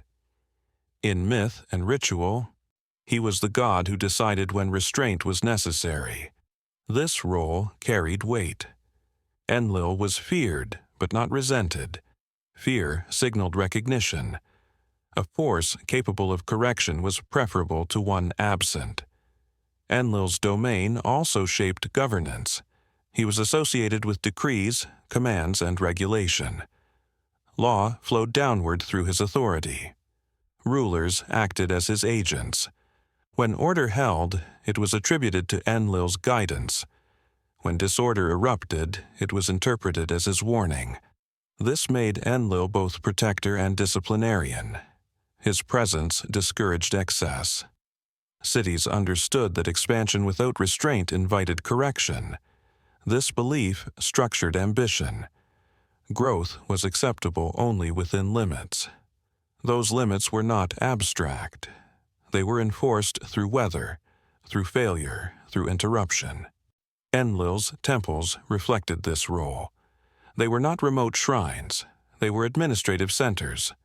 Records were kept, decisions formalized, authority enacted. The god's presence was not contemplative. It was procedural. This procedural nature distinguished Enlil from Anu. Where Anu stabilized authority, Enlil applied it. Where Anu allowed delegation, Enlil demanded compliance. This relationship was complementary. Without Anu, Enlil's power would lack legitimacy. Without Enlil, Anu's authority would remain inert. Together, they sustained order. But this balance required precision. Too much enforcement became oppression. Too little became neglect. Enlil stood at that threshold. He governed motion, change, and consequence. As we continue, we will encounter the third pillar. The god who did not enforce order, nor merely authorize it, but understood its mechanisms, from command to comprehension, from Enlil to Enki. If Anu established authority and Enlil enforced it, Enki understood how it worked. His domain was not the sky nor the storm, it was the deep, the fresh water beneath the earth, the hidden source from which life emerged. In Mesopotamian thought, what lies beneath sustains what stands above. Enki embodied this principle. He was associated with wisdom, craft, and the knowledge that connects cause to effect. Enki did not command, he did not decree, he observed. Where Enlil acted through force, Enki acted through understanding. He knew how systems responded to pressure. This made his role essential. Without comprehension, authority becomes blunt. Without insight, enforcement creates imbalance. Enki provided calibration. He understood the flow of water, how canals fed fields, how excess caused flooding, how absence led to drought. These patterns extended beyond nature. Human society followed similar laws. Too much control suffocated initiative. Too little allowed disorder. Enki recognized these dynamics. His wisdom was practical. It translated complexity into function. Enki was also associated with craft and creation, not as domination of materials but as cooperation with them. The artisan does not force the clay. He shapes it by understanding its limits. This approach defined Enki's influence. He worked within constraints. In governance, this meant adaptation. When circumstances changed, responses had to change with them. Rigid order failed under strain. Flexible order endured. Enki understood this. His presence allowed systems to adjust without collapsing. This is why Enki appears at moments of transition. When problems emerged that command alone could not solve, understanding was required. Enki's temples reflected this role. They were centers of learning. Scribes studied there. Engineers refined techniques. Healers recorded remedies. Knowledge accumulated. This accumulation mattered. It preserved experience across generations. It reduced reliance on trial and error. Enki's authority was quiet. He did not demand recognition. His influence appeared in solutions that worked. When irrigation succeeded, when cities adapted, when crises were mitigated, his presence was inferred. This inference distinguished Enki from the other pillars. Anu was invoked. Enlil was feared. Enki was consulted. Together, these roles formed balance. Authority without enforcement remained abstract. Enforcement without understanding became destructive. Understanding without authority lacked reach. The three pillars complemented one another. Order was not singular, it was layered. As we move forward, this balance will be tested. When understanding diverges from command and wisdom questions enforcement, tension will emerge. But for now, the system holds, the pillars stand, and order remains intact. Order did not rest on a single authority. It was sustained through balance. Anu, Enlil, and Enki did not compete by default. They occupied different functions within the same system. This division was intentional. Anu established legitimacy. Enlil enforced command. Enki ensured understanding. Each pillar addressed a different risk. Without Anu, authority would fracture. Without Enlil, order would dissolve into inaction. Without Enki, power would act without awareness. Together they prevented extremes. The system relied on separation. No single god controlled origin, enforcement, and adaptation. Power was distributed. This distribution stabilized the whole. In Mesopotamian thought, concentration of power invited collapse. Balance preserved continuity. Each pillar checked the others without confrontation. Anu's distance restrained intervention. Enlil's force restrained disorder. Enki's insight restrained excess. These restraints were implicit. They did not require constant negotiation. They were structural. The gods operated within understood limits. This structure mirrored human governance. Kings ruled, but were legitimized from above. Law enforced order, but required interpretation. Wisdom guided action, but did not command alone. The divine model justified this arrangement. Balance was not equality, it was proportion. Each role carried weight appropriate to its function. Authority without reach remained symbolic. Force without legitimacy became tyranny. Knowledge without authority lacked impact. The system functioned because none of these dominated. This equilibrium allowed resilience. When one pillar weakened, others compensated. If enforcement intensified, legitimacy and wisdom moderated it. If authority felt distant, command and understanding filled the gap. This adaptability was critical. It allowed the system to endure across generations. Cities rose and fell, but the framework persisted. The gods provided continuity not through intervention, but through structure. Their balance shaped expectation. People understood that order was not personal, it was systemic. No single will controlled everything. This belief reduced anxiety. Disaster did not imply abandonment. Success did not imply favor alone. Events were interpreted within a layered framework. This framework also contained tension. Balance requires maintenance. As circumstances change, roles begin to overlap. Understanding may challenge command. Command may ignore insight. Legitimacy may be claimed rather than granted. These pressures accumulate quietly. For now, the balance holds. The three pillars stand in proportion. But equilibrium is not permanence. It is a condition that must be sustained. As we move forward, this balance will be tested, not by chaos, but by disagreement, not by collapse, but by descent. From structure, we move toward tension, from balance toward challenge. This leads us to the next chapter. Balance does not break all at once, it loosens. Within the divine order, the first signs of tension did not appear as rebellion, but as hesitation. The pillars remained in place. Anu still defined legitimacy. Enlil still enforced command. Enki still provided understanding. But agreement no longer flowed effortlessly between them. The difference was subtle. Decisions that once moved smoothly now required adjustment. Enlil acted with certainty, but Enki delayed, not in defiance, in calculation.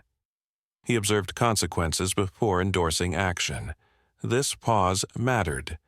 In a system built on balance, delay signaled friction. Enlil's authority depended on timely enforcement. When correction came late, order weakened. From Enlil's perspective, hesitation invited disorder. From Enki's perspective, unexamined force invited damage. This difference was not ideological, it was functional. They were responding to the same system from different positions within it. Anu, distant and removed, did not intervene.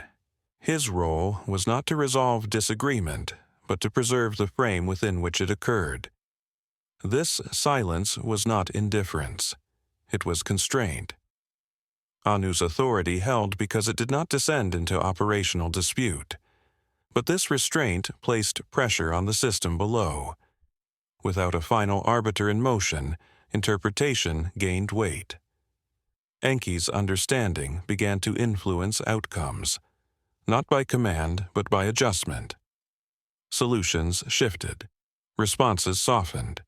Consequences were delayed. This unsettled Enlil. The god of command relied on immediacy. Correction lost meaning when separated from action.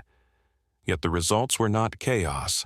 In many cases, Enki's caution prevented escalation. Damage was reduced. Systems adapted. The order held, but differently. This difference was noticed. Other gods adjusted their expectations. Enforcement was no longer assumed to be final. Understanding now shaped response. This marked a transition. Authority was no longer singular in motion. It became negotiated. Not openly, yet. But the precedent was set. Once interpretation influences command, the system changes character. Decisions become contextual. Rules require explanation. This increases resilience but weakens clarity. The divine order had not fractured. It had become complex. This complexity was manageable, for now, and the gods still shared purpose. They still sought balance, but the path toward it was no longer singular. The first disagreement did not create conflict, it created divergence, and divergence, left unresolved, creates momentum. As we move forward, this divergence will sharpen. Understanding will question enforcement. Wisdom will weigh authority. What begins as adjustment will become opposition. From here, the story turns from balance to tension. Power acts. Wisdom evaluates. In the divine order, these were never meant to oppose each other. They were designed to cooperate.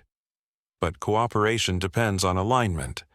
As circumstances changed, that alignment weakened. Enlil embodied authority. His role required decisiveness. Order depended on response that was immediate, visible, final. Without enforcement, rules became suggestions. Enlil did not question this. For him, command was not an option, it was obligation. Enki represented wisdom. His function was not speed, but comprehension. He saw systems rather than moments, patterns rather than incidents. Before action, he asked what would follow. Not because he doubted authority, but because he understood consequence. This difference created tension. Enlil viewed delay as erosion. Each moment without correction allowed disorder to grow. Authority loses weight when it hesitates. Enki viewed immediacy as risk. Each unexamined action produced effects that could not be recalled. Force solves problems quickly, but often creates new ones. Neither perspective was flawed. They addressed different dangers. Enlil guarded against chaos. Enki guarded against collapse. Chaos arises from absence of control. Collapse arises from excess of control. The divine system required both, but balance requires trust. Trust began to strain. Enlil interpreted Enki's counsel as interference. Advice that altered outcomes felt like quiet resistance. Not rebellion, but redirection. Enki did not command, yet outcomes changed. This unsettled the structure. Authority that depends on obedience cannot easily accommodate interpretation. Wisdom that depends on understanding cannot operate without questioning. Their domains overlapped, and overlap creates friction. The other gods observed. Some favored clarity. Rules simplify survival. Others favored adaptation. Rigid systems fail under pressure. The divine assembly did not divide openly, but perspectives diverged. Decision-making slowed. Consensus required explanation. Explanation required justification. Justification invited scrutiny. This was new. Previously, command flowed downward. Now it curved. The system gained depth but lost certainty. This trade-off was invisible at first. Order remained, but its character changed. Authority now needed reason. Wisdom now shaped enforcement. This shift did not announce itself. It accumulated quietly. Enlil continued to act, but with resistance beneath the surface. Enki continued to advise, but with growing influence. Neither sought dominance, neither retreated. The system absorbed tension, for now. But tension stores energy, and stored energy seeks release. As wisdom and authority pulled in different directions, the balance that once stabilized the divine order began to stretch. Not to breaking, not yet, but far enough that conflict became possible. Compassion did not emerge as virtue. It emerged as awareness. Enki did not pity weakness. He understood vulnerability. From his position, he saw how systems affected those within them. Actions taken at the level of command rippled downward. Consequences accumulated where power rarely looked. This awareness changed response. Not intent, response. When enforcement tightened, Enki observed strain. When punishment increased, he observed instability. Not moral failure, structural pressure. Compassion for Enki was not mercy. It was calibration. Too much force breaks systems. Too little allows decay. The challenge was not choosing kindness, but sustaining function. Humanity, still new, still fragile, absorbed divine decisions unevenly. Order imposed too rigidly produced resistance.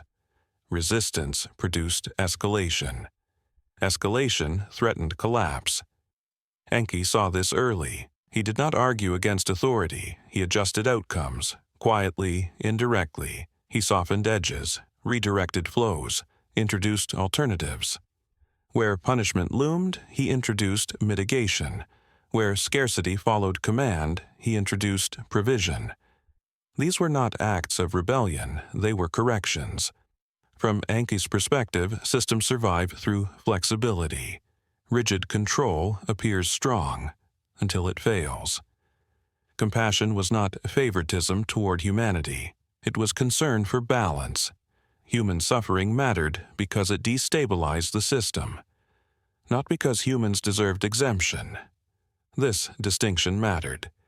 Enki did not elevate humanity. He protected the framework that sustained both gods and mortals. But intent does not erase impact. Enlil noticed. Interventions altered results. Command lost predictability. Authority that does not produce expected outcomes feels compromised. From Enlil's position, Enki's adjustments weakened deterrence. Rules lose force when consequences vary. Consistency enforces order. Variation invites challenge. Yet the system did not fail, it adapted. For a time, Enki's compassion preserved stability. Human communities endured. Divine order remained intact, but adaptation changes expectation. Once mercy exists, it is anticipated. Once mitigation occurs, its absence feels punitive. Humanity adjusted behavior around leniency. This created new pressures. What began as calibration introduced dependency. Enki understood this risk. Compassion cannot replace structure. It can only delay consequence. But delay, too, has effect. Time allows growth. Growth increases complexity. Complexity demands more governance. The system grew heavier. Enki's compassion solved immediate strain but extended future tension. He accepted this, because inaction would have caused immediate damage. Enlil focused on preservation of order. Enki focused on preservation of continuity. Both were necessary. Both were incomplete. Their difference was no longer subtle. It shaped outcomes. The gods still acted together, but their priorities diverged. Compassion introduced asymmetry, and asymmetry, once introduced, cannot be unseen. This prepares the ground for consequence. Not punishment, not judgment, but result. Consequences do not arrive suddenly, they accumulate. What began as adjustment became precedent. What began as compassion became expectation. The divine system continued to function, but not as before. Authority still existed. Wisdom still guided. Legitimacy still framed action. Yet outcomes shifted. Enlil's commands no longer produced uniform results. Enki's interventions no longer appeared exceptional. They became part of the pattern. Patterns change systems. Once variation enters enforcement, consistency erodes. Once mitigation becomes known, severity loses effect. This did not create rebellion. It created reliance. Humanity adapted. Communities learned that divine response was not singular. They learned to endure, to adjust, to persist. This growth was unintended. The system had not planned for resilient subjects. It had planned for labor. Resilience brings autonomy. Autonomy brings noise. Noise reaches the gods. The strain Enlil had feared did not appear immediately. It grew slowly. Population increased. Settlements expanded. Human activity intensified. The land filled. From Enlil's perspective, this was imbalance. Order requires proportion. Growth without limit threatens structure. From Enki's perspective, this was consequence. Protection enables survival. Survival enables expansion. Neither interpretation was incorrect. They described different stages of the same process. The system had shifted from maintenance to management. Management requires intervention. Intervention invites judgment. Judgment invites conflict. The divine order now faced a problem of scale. Small corrections no longer sufficed. Compassion could not manage millions. Authority could not retreat. Legitimacy could not explain outcome. The balance that once stabilized the system was stretched beyond its original design. This was not failure, it was evolution. But evolution carries cost. The gods now confronted a reality they had not modeled. Humanity was no longer temporary, it was permanent. Permanent elements alter systems. The divine order had been built to govern cycles. Humanity introduced accumulation. Accumulation requires limits. Limits require enforcement. Enforcement without wisdom destroys. Wisdom without limits invites overflow. The tension reached a threshold, not yet crisis, but inevitability. The choices ahead would no longer be subtle. They would no longer be indirect. The system would demand resolution, not between gods, but within design. What began as balance became strain. What began as disagreement became trajectory. The divine order stood intact, but transformed. And transformation always leads to reckoning. From here, the story moves from descent to consequence, from governance to creation. The decision did not begin with compassion. It began with pressure. The divine order had reached a limit. The gods were not threatened by rebellion nor by chaos. They were strained by maintenance. The world they governed required labor. Canals had to be dug. Fields had to be cleared. Temples had to be built and sustained. These tasks fell upon the lesser gods. For a time, the system held, but strain accumulates. What was once service became burden. The lesser gods labored continuously, without relief, without rotation. Their work sustained divine order, but exhausted those who performed it. This imbalance surfaced as unrest. Not philosophical dissent, but practical resistance. Work slowed, complaints spread. The system that demanded labor without adjustment began to destabilize itself. The divine assembly convened. The question was not moral, it was functional. How could order be preserved without collapse? The solution required reconfiguration, not enforcement, not punishment, creation. Humans were not conceived as equals. They were designed as intermediaries, a new layer within the system. Neither divine nor inert, capable of labor, capable of instruction, limited in power, but sufficient in capacity. Their purpose was explicit. They would bear the work that strained the gods. This decision reflected system logic. Complex systems redistribute load, they do not eliminate it. Humans were that redistribution. Their creation followed structure. Clay from the earth provided form. Divine essence provided animation. This mixture ensured compatibility. Humans would understand command but not challenge authority. They would execute tasks but not determine order. Their lifespan was finite. Their scope was bounded. These limits mattered. They ensured control. The gods did not grant humanity autonomy, they granted function. From the divine perspective, humans were infrastructure, living components within a larger mechanism. This did not diminish their importance. Infrastructure sustains systems. Without it, structures fail. But infrastructure is not consulted, it is used.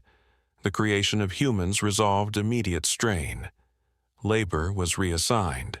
The lesser gods withdrew. Order stabilized.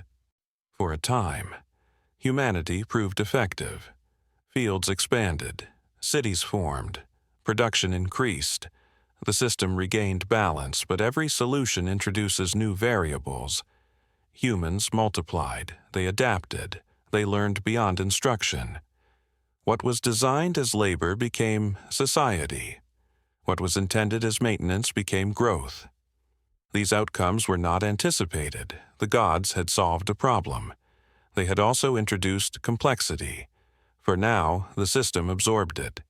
Humanity functioned as designed. But design and reality rarely align indefinitely. This creation marked a turning point. Not a fall, not a blessing, a recalibration. From this moment, the divine order would no longer govern a silent world. It would govern one that responded. Humans entered the system with a role. They were not born into freedom.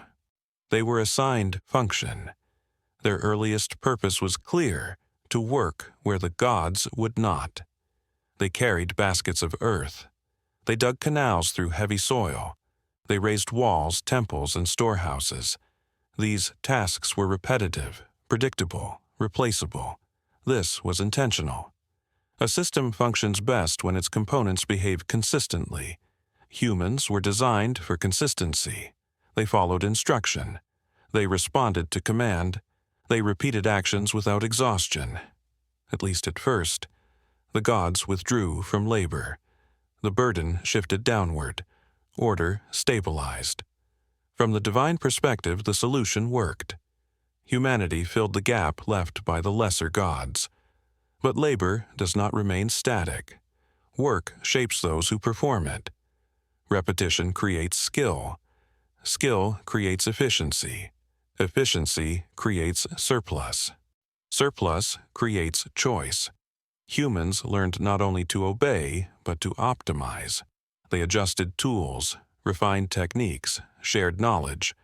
None of this violated design, but it extended beyond it. The gods had created workers. They had not planned for planners. As production increased, time emerged. Time not spent laboring became time spent observing. Humans began to notice patterns. Seasons changed. Water rose and fell. Seeds behaved differently under different conditions. Observation led to prediction. Prediction led to control. Control altered relationship. Humans were no longer only executing tasks. They were managing them. This shift was subtle. It did not announce itself. But it accumulated. Villages formed around fields. Storage replaced immediacy. Coordination replaced individual effort. Social structure emerged, and hierarchy developed. Leadership appeared, not divine, but practical. Those who organized labor gained influence. Those who stored surplus gained security. The system that had redistributed labor now redistributed power. This power was limited. Humans could not challenge the gods, but they could affect outcomes within their domain. The gods observed.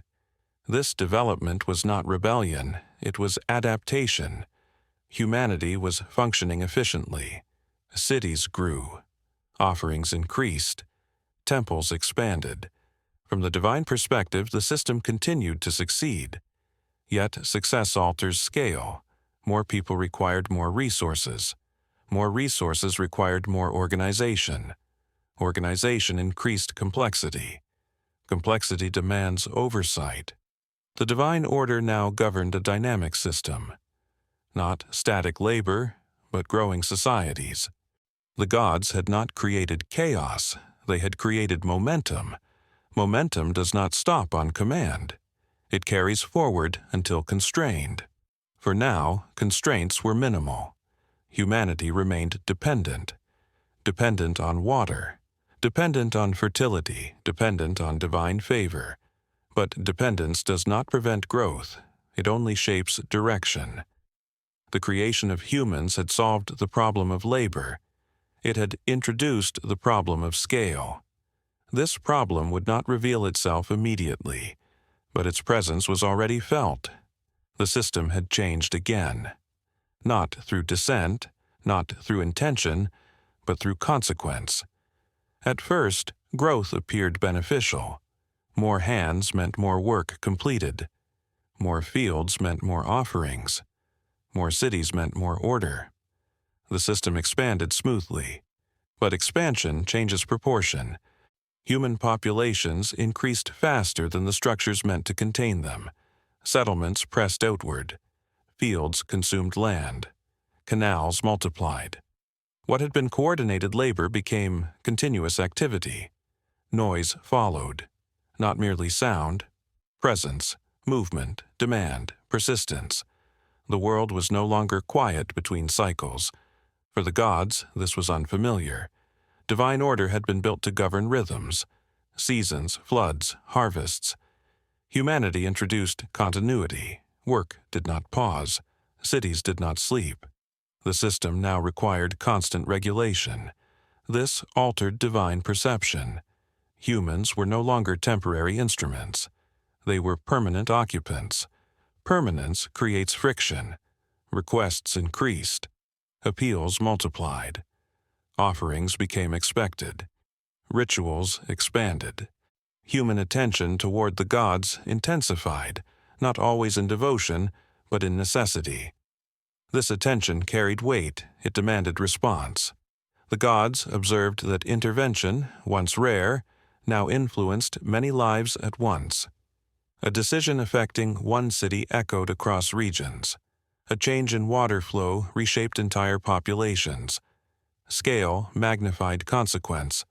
This strained governance. Enlil saw imbalance. Order requires quiet. Unchecked growth overwhelms structure. Human activity disrupted proportion. From his perspective, the system drifted. Enki saw inevitability. Growth follows protection. Survival produces expansion. The system had permitted it. Neither view contradicted the other. They described the same condition from different angles. Humanity was no longer neutral. It affected outcomes. Its density altered land, water, and rhythm. The gods faced a variable that adjusted itself. Humans learned. They shared knowledge. They remembered events. They adapted behavior based on prior consequence. This adaptation reduced predictability. Command no longer guaranteed outcome. The same action produced different effects depending on context. The system lost simplicity. Simplicity is control. Complexity demands management. The divine order had not been designed for dynamic populations. It had been designed for maintenance. Humans were exceeding that role, not through defiance, through accumulation. No single act caused alarm. No rebellion erupted. The concern grew gradually. The land filled. The noise persisted. The rhythm of the world shifted. This shift did not yet require decision, but it required attention. The gods recognized a pattern. Humanity was no longer only sustaining the system, it was shaping it. This realization marked transition, from solution to variable, from function to influence.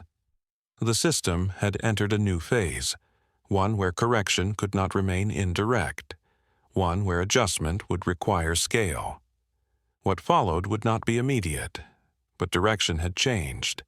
The path now led toward confrontation with consequence. The problem was not human existence, it was density. The system had absorbed growth until absorption became strain. Fields reached their limits. Canals required constant repair. Settlements pressed against one another. Human activity filled the land without pause. What once followed cycles now continued without rest. The gods had governed a world that breathed. Now it pressed. Divine decisions no longer affected isolated outcomes. They reshaped entire regions. A withheld flood meant famine. A delayed rain meant migration. A single correction multiplied consequence. This scale altered responsibility. The gods could no longer act lightly. Each action demanded calculation. Enlil viewed this as imbalance. Order requires proportion. When activity exceeds containment, structure fails.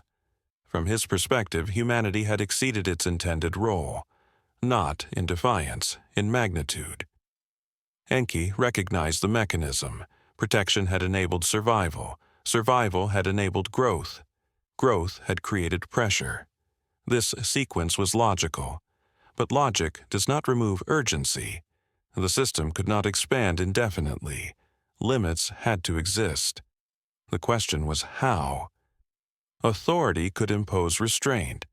Wisdom could adjust conditions. Neither approach was sufficient alone. The divine order faced a choice it had not anticipated at creation. Humanity was no longer simply working. It was shaping environment. Water systems altered, soil depleted, noise persisted. The gods noticed something new. Human presence changed the land itself. This was unprecedented. Previous cycles reset naturally. Floods cleared. Seasons restored balance. Human settlement resisted reset. Structures remained. Storage extended survival. Humanity endured where it had not before. This endurance undermined natural correction. The world no longer returned to equilibrium on its own. Intervention became necessary. But intervention at scale carries risk. To correct too forcefully would destroy what sustained the system. To correct too gently would allow imbalance to continue. The divine assembly recognized the threshold. The problem was no longer local. It was systemic. This realization altered tone.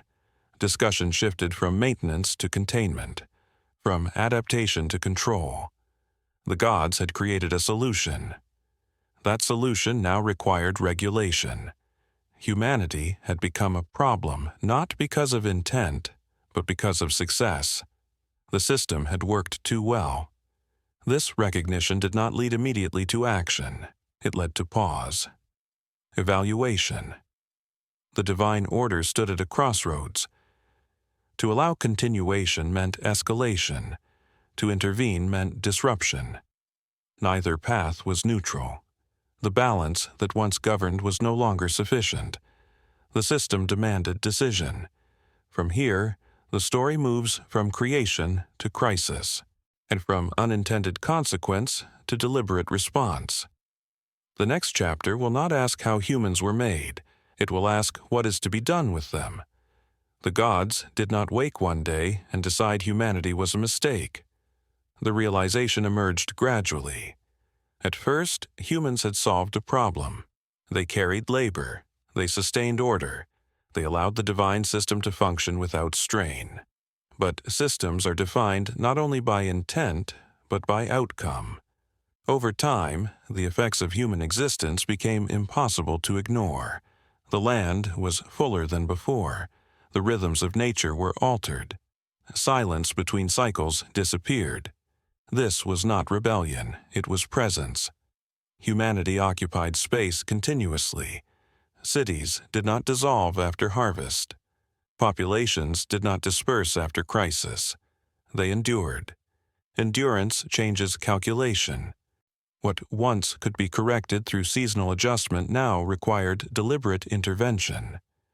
The gods recognized a shift. Humanity was no longer merely sustaining order, it was influencing it.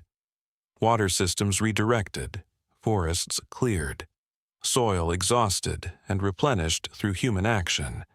The environment responded not only to divine command, but to human persistence. This altered the balance. From Enlil's perspective, this was a failure of containment. Order requires limits. When activity exceeds structure, structure collapses. Human growth threatened proportion. From Enki's perspective, this was expected. Protection creates survival. Survival creates continuity. Continuity creates pressure. The system had allowed this sequence. Neither view denied reality, they described it. The problem was not human intent. It was scale. Small populations adapt. Large populations resist correction. Intervention that once affected dozens now affected thousands. Mistakes multiplied, consequences echoed.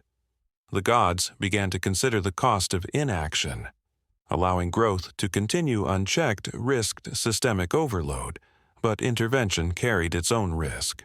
To restrain humanity meant disrupting the labor that sustained divine order. The gods depended on what they governed. This dependency complicated response. Humanity was both burden and support, problem and solution. This duality defined the crisis. The divine order had been designed to manage forces, not populations. Humanity introduced unpredictability through sheer number. This was new. The gods had not modeled for a world that resisted reset. Their tools were blunt, flood, drought, high famine. These were mechanisms of balance. But against enduring settlements, their effects were uneven. Correction became destructive. Restraint became ineffective. The realization deepened. Humanity could not be ignored, nor could it be easily controlled. The system faced a dilemma that could not be resolved through routine governance. The gods had created something that required decision beyond precedent. This marked a turning point. Humanity was now defined not by purpose, but by impact. From here, the story moves from recognition to response. The first response was restraint, not destruction. The gods did not seek to erase humanity. They sought to regulate it. In earlier cycles, balance had been restored through indirect pressure. Scarcity slowed growth. Hardship reduced numbers. Nature corrected excess. The divine order attempted the same methods again. Rains were withheld.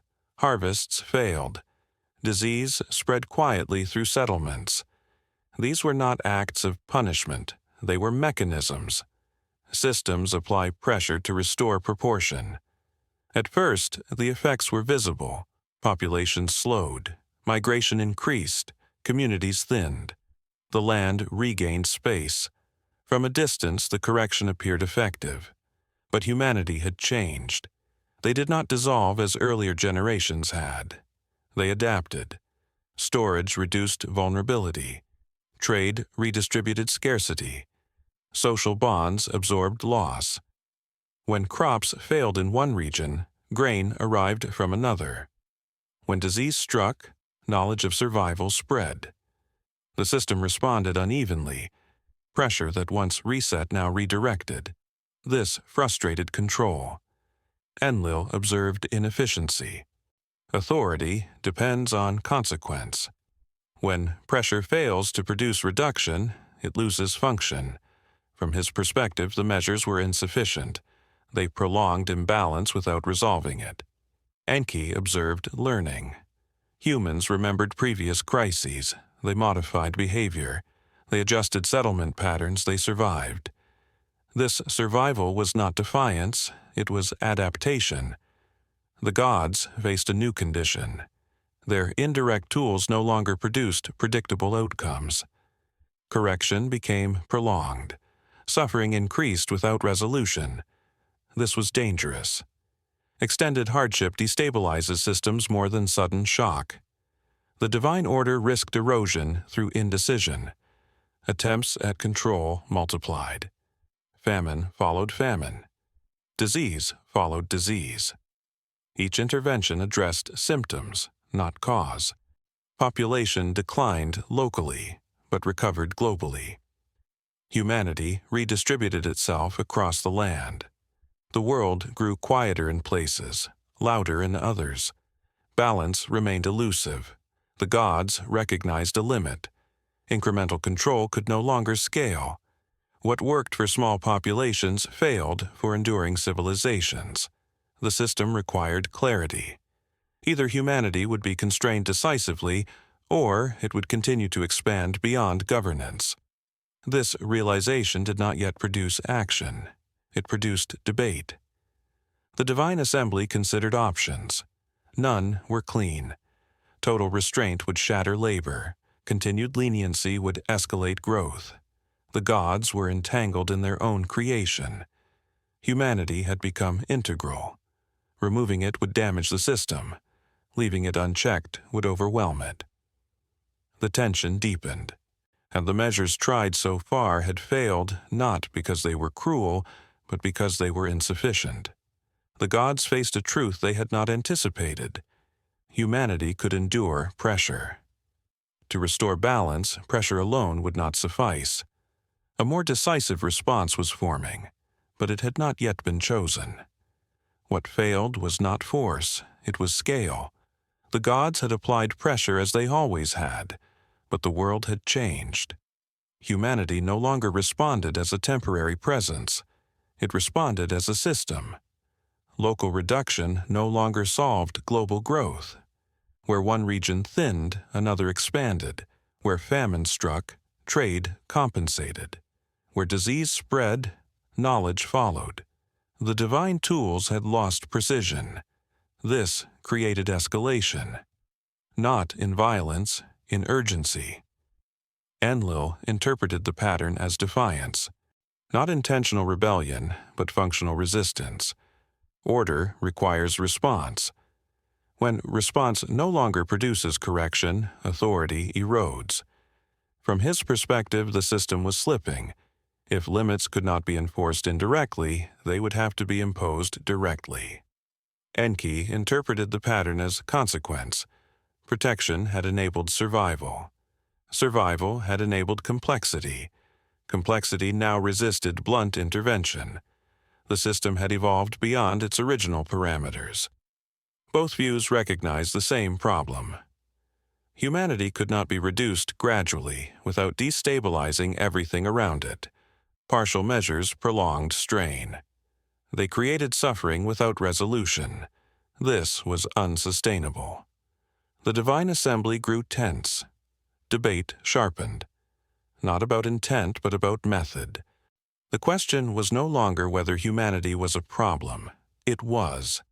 The question was how severe the response must be to restore balance. This shift mattered.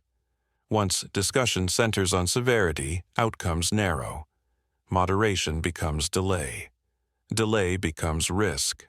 The gods faced a deadline imposed by accumulation. Human populations continued to grow. Noise intensified. The land bore constant pressure. The rhythms that once defined the world were overridden by continuity. This continuity exhausted divine patience, not emotionally, structurally. The system could not breathe. Escalation followed logic. If indirect measures fail, systems escalate intervention. This is not cruelty, it is design. Enlil advocated decisive correction. A single, overwhelming intervention would reset balance. It would be costly, but it would be final. Enki recognized the danger. Total correction risks total loss. Labor, knowledge, continuity, all could vanish. Yet he also recognized the limit. Incremental adjustment had failed. The system could not return to its previous state. Escalation was inevitable. The remaining question was form. Would correction be targeted or total? Would survival be allowed within destruction? These questions had no precedent.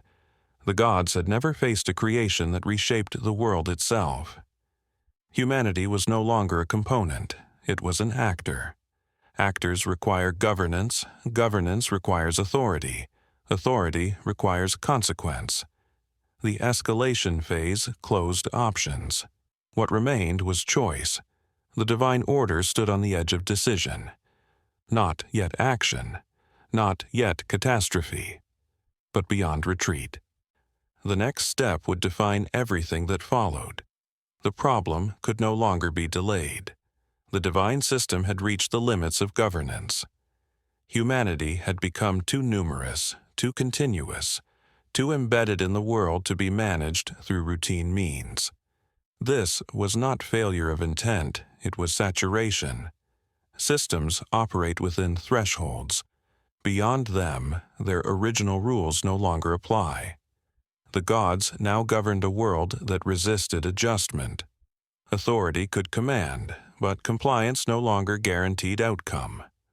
Wisdom could advise, but complexity diluted effect. Legitimacy framed power, but explanation did not restore balance. The tools of governance were intact. Their effectiveness was not. This realization unified the divine perspective, not in agreement, but in necessity. Enlil understood that authority must reassert proportion. Without limits, order collapses into noise. From his view, the system required reset, not punishment, recalibration. Enki understood the risk. Total correction would erase knowledge, skill, and continuity that humanity had accumulated. What had been built would not return easily, but he also understood the constraint. Partial measures had failed. The system could not sustain its current state. The divine assembly confronted a reality they had never faced before. Their creation had become indispensable. Labor sustained temples. Offering sustained ritual. Human activity sustained divine presence. To remove humanity entirely would damage the gods themselves. Yet to allow continuation unchecked would overwhelm the world. Governance had become paradox. Control required destruction. Preservation required risk. There was no solution without loss. This marked the true crisis. Not the presence of humanity, but the absence of alternatives. The gods did not debate morality. They debated feasibility. What action could restore balance while preserving function? What scale of intervention could reset proportion without erasing continuity? The answers narrowed. Incremental change had failed. Targeted restraint had failed. Only systemic intervention remained. The form of that intervention had not yet been chosen, but its necessity was no longer questioned. The divine order had moved from deliberation to inevitability, from governance to correction. This transition mattered. Once correction becomes necessary, timing dominates. Delay increases damage. The longer imbalance persists, the harsher the reset required. The gods understood this. The world had grown loud, too loud. Noise was no longer a symptom, it was a signal. The system demanded silence, not permanently, temporarily, not to erase humanity, to restore proportion. What followed would not be subtle, it would not be gradual, it would be decisive. The divine order stood at the edge of action. The next chapter will not describe governance, it will describe intervention. The flood did not begin with anger, it began with calculation. The divine order had exhausted its range of adjustment. Incremental control had failed. Indirect pressure had failed. Delay had increased risk. What remained was systemic intervention. The gods did not frame this as punishment. They framed it as reset. When systems exceed tolerance, they must be returned to an earlier state. Not erased, reduced. The flood represented this logic. Water was not chosen for symbolism. It was chosen for effectiveness. Water reaches everywhere. Water bypasses structure. Water dissolves accumulation. Cities resist fire. People flee famine. But water removes foundations. It resets terrain. From Enlil's perspective, the solution restored proportion. Human density would be reduced. Noise would cease. The land would breathe again. The world would return to cyclical rhythm. From Enki's perspective, the solution was dangerous. Total reset risks total loss. Knowledge vanishes. Skill disappears. Continuity breaks. But Enki also recognized the boundary. The system could not persist without decisive action. The flood emerged as the only remaining option that could operate at scale. The divine assembly did not rush. They measured. The intervention had to be sufficient to reduce population without destroying the world itself. This balance mattered. Too little force would fail. Too much would end the system they governed. The flood was calibrated. Its purpose was not annihilation. It was silence, a temporary absence of activity, a pause long enough to restore proportion. This decision altered the nature of governance. The gods were no longer adjusting outcomes. They were redefining conditions. This shift was irreversible. Once reset is chosen, return to gradual management is impossible. The flood represented a boundary. Before it, humanity expanded within divine oversight. After it, survival would define relationship. But that future had not yet arrived. At this stage, the decision remained abstract. No rain had fallen, no river had risen. The gods stood at the edge between deliberation and action. The logic was settled, the mechanism selected. Only execution remained. The flood was not yet an event, it was a commitment to restore balance through interruption. What followed would transform the relationship between gods, world, and humanity. But transformation begins before motion. It begins with decision. Once the decision was made, attention turned to execution. A reset at Skull requires coordination. The flood was not a single force. It was a convergence. Rain alone would not suffice. Rivers alone would disperse. The intervention required alignment across systems, atmosphere, waterways, ground. Each component had to act together. The gods understood this. Balance is not restored by isolated pressure. It is restored by synchronization. Storm systems intensified. Rain fell not in cycles but continuously. Clouds did not pass. They lingered. Rivers swelled beyond banks. Channels overflowed. Boundaries dissolved. Water followed gravity, not design. Human structures resisted briefly. Walls slowed flow. Foundations held momentarily. But water undermines. It seeps. It accumulates beneath. Collapse follows quietly. At the same time, subterranean waters rose. Springs surged. Ground softened. The land itself lost firmness. This dual pressure mattered. Water from above and water from below removed escape. Higher ground shrank. Roots vanished. The intervention closed gaps that might have allowed continuity. This was deliberate. A reset must be comprehensive. Partial interruption would fail. The gods calibrated duration. The flood was not endless, it was timed. Long enough to erase accumulation. Short enough to preserve the world. Sediment would settle, land would re-emerge. This was not destruction of the earth. It was cleansing of excess. During this phase, there was no focus on individuals. The system did not discriminate. It applied evenly.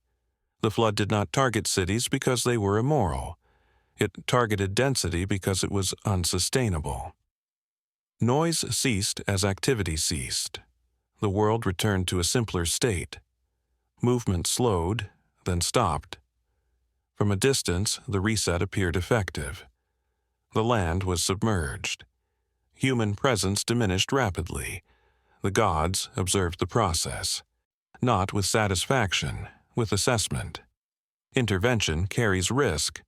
Too much force would damage foundations. Too little would allow persistence. Adjustments were made, storms held steady, waters remained high. The pause extended until silence dominated. This silence mattered. It was the condition the system required. Without activity, cycles could resume, water would recede, soil would renew, the world would breathe again. But execution reveals consequence. As the flood progressed, secondary effects emerged. Debris accumulated. Structures broke apart. Remnants drifted. Not all was erased. Fragments persisted. These remnants would matter later. For now, the flood continued. Its purpose remained singular. Interrupt continuity, restore proportion. The intervention moved toward completion. But completion does not equal resolution. What remained after the waters withdrew would shape the next phase. The flood was not the end. It was a transition. From accumulation to absence, from noise to quiet, from continuity to survival. The flood did not erase everything. It reduced. Within the interruption, pockets of continuity remained. This was not mercy. It was margin. No system resets to absolute zero. Total erasure destroys memory. Memory is necessary for renewal. As waters covered the land, some structures endured briefly. Higher ground resisted longer. Sheltered spaces delayed loss. Movement did not stop at once. It slowed. People adapted in real time. They climbed. They gathered. They clung to what floated. Survival emerged not as exception, but as consequence of variation. Density was uneven. Some regions emptied faster than others. Some populations were exposed earlier. Others remained insulated. This unevenness mattered. It preserved fragments. The flood applied pressure equally, but outcomes differed. This difference was not selection, it was circumstance. Within this margin, continuity persisted, not as society, as presence. Human activity was reduced to endurance. No labor, no production, no expansion, only persistence. This reduction aligned with the flood's purpose. The system did not require extinction. It required interruption. Survival within the reset was not a contradiction. It was necessary. Without survivors, there would be no post-reset world. The gods observed this, not with intention to save, but with acceptance of outcome. Intervention at scale produces variance. A variance preserves possibility. As waters held, human experience narrowed. Time stretched. Days blurred. Activity ceased to mark rhythm. The world existed in suspension. This suspension mattered. It severed continuity. Previous patterns dissolved. Knowledge dependent on routine faded. What remained were basic capacities: memory, adaptation, response. These elements endure pressure better than systems. As the flood began to recede, what survived was minimal. The land re-emerged stripped, fields erased, boundaries gone, markers lost. Human survivors encountered a world without structure. This was intentional. Reset requires blankness, not total emptiness, absence of accumulation. Survival had preserved individuals. It had not preserved society. The system had achieved its aim. Population was reduced. Noise was absent. The land could breathe. But reduction introduces new dynamics. Survivors are changed. They remember disruption. They adapt behavior. They rebuild differently. The gods understood this. A reset does not restore the past. It creates a new baseline. What follows depends on constraint. For now, the flood receded. Silence gave way to stillness, then to movement. The interruption ended. The consequences were just beginning. When the waters withdrew, the world did not return. It emerged altered. The flood had achieved interruption. Continuity was broken, accumulation erased, proportion restored temporarily. The land resurfaced, simplified. Boundaries were gone. Markers dissolved. The terrain no longer carried memory of previous density. This absence mattered. It allowed cycles to resume without resistance. Rivers returned to channels. Soil settled. Vegetation reappeared slowly. The world began again from reduced complexity. Human survivors encountered a different reality. No cities, no infrastructure, no established rhythms. What remained were basic conditions: water, land, time. This was not punishment, it was reset.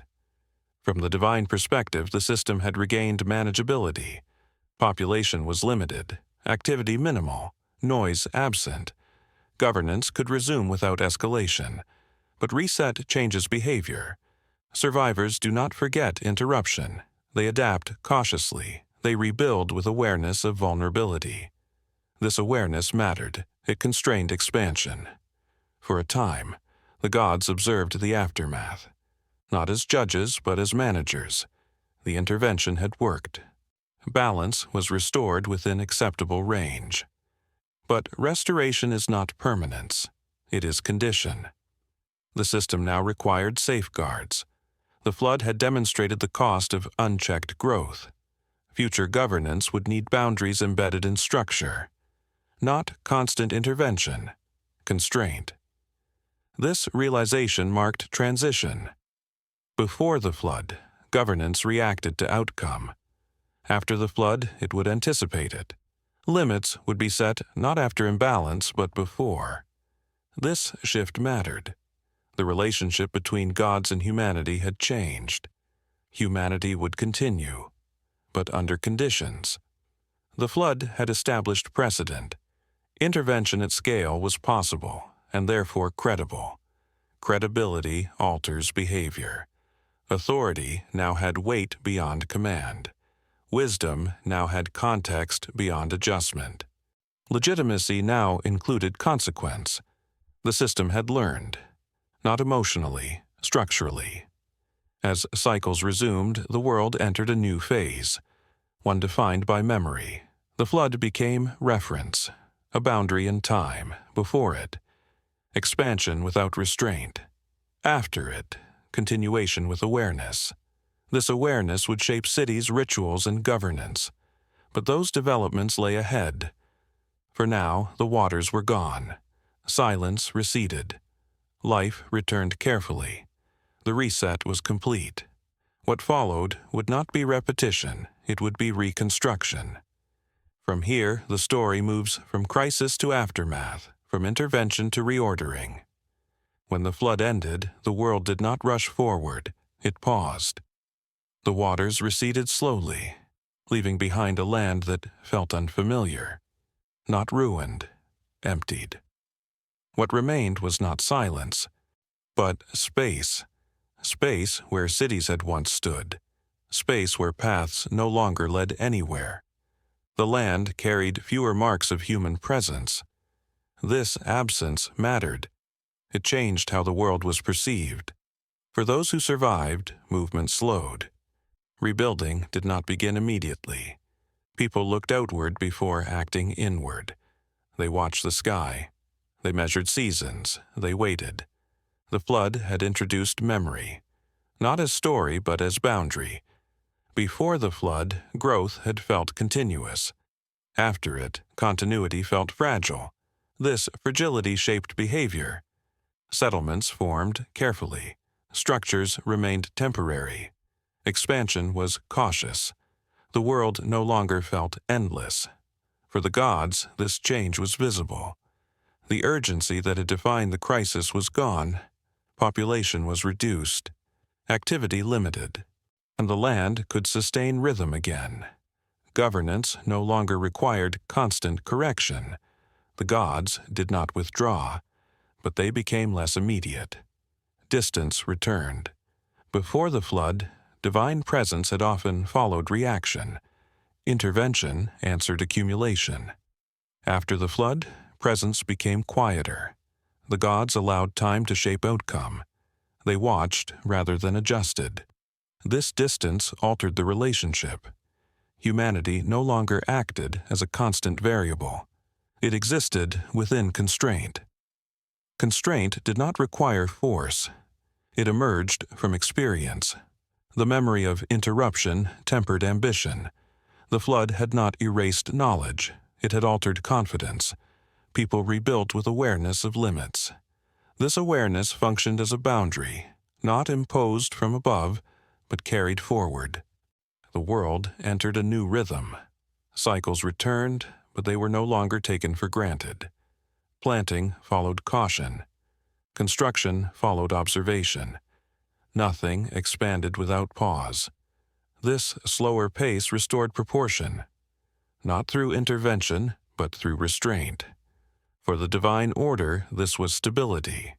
Balance no longer depended on pressure. It rested on memory.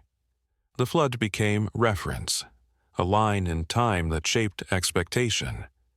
Life continued beyond it, but differently. The gods remained present, yet less entangled. Humanity persisted, yet more aware. Between them now stood experience, and experience reshaped order without command. The world moved forward, not as before but with recognition. Recognition that growth has limits. Recognition that continuity can break. This recognition formed the foundation of the new order. After the flood, boundaries did not appear as walls. They appeared as memory. The land itself did not forbid expansion. The sky did not warn against growth. What restrained movement was recollection. People remembered interruption. They remembered how quickly continuity could end. This memory altered decision. Fields were reclaimed carefully. Settlements spread slowly. Nothing assumed permanence. The world felt provisional. This provisional state became a boundary, not one enforced by force, but one carried internally. Before the flood, limits had been external.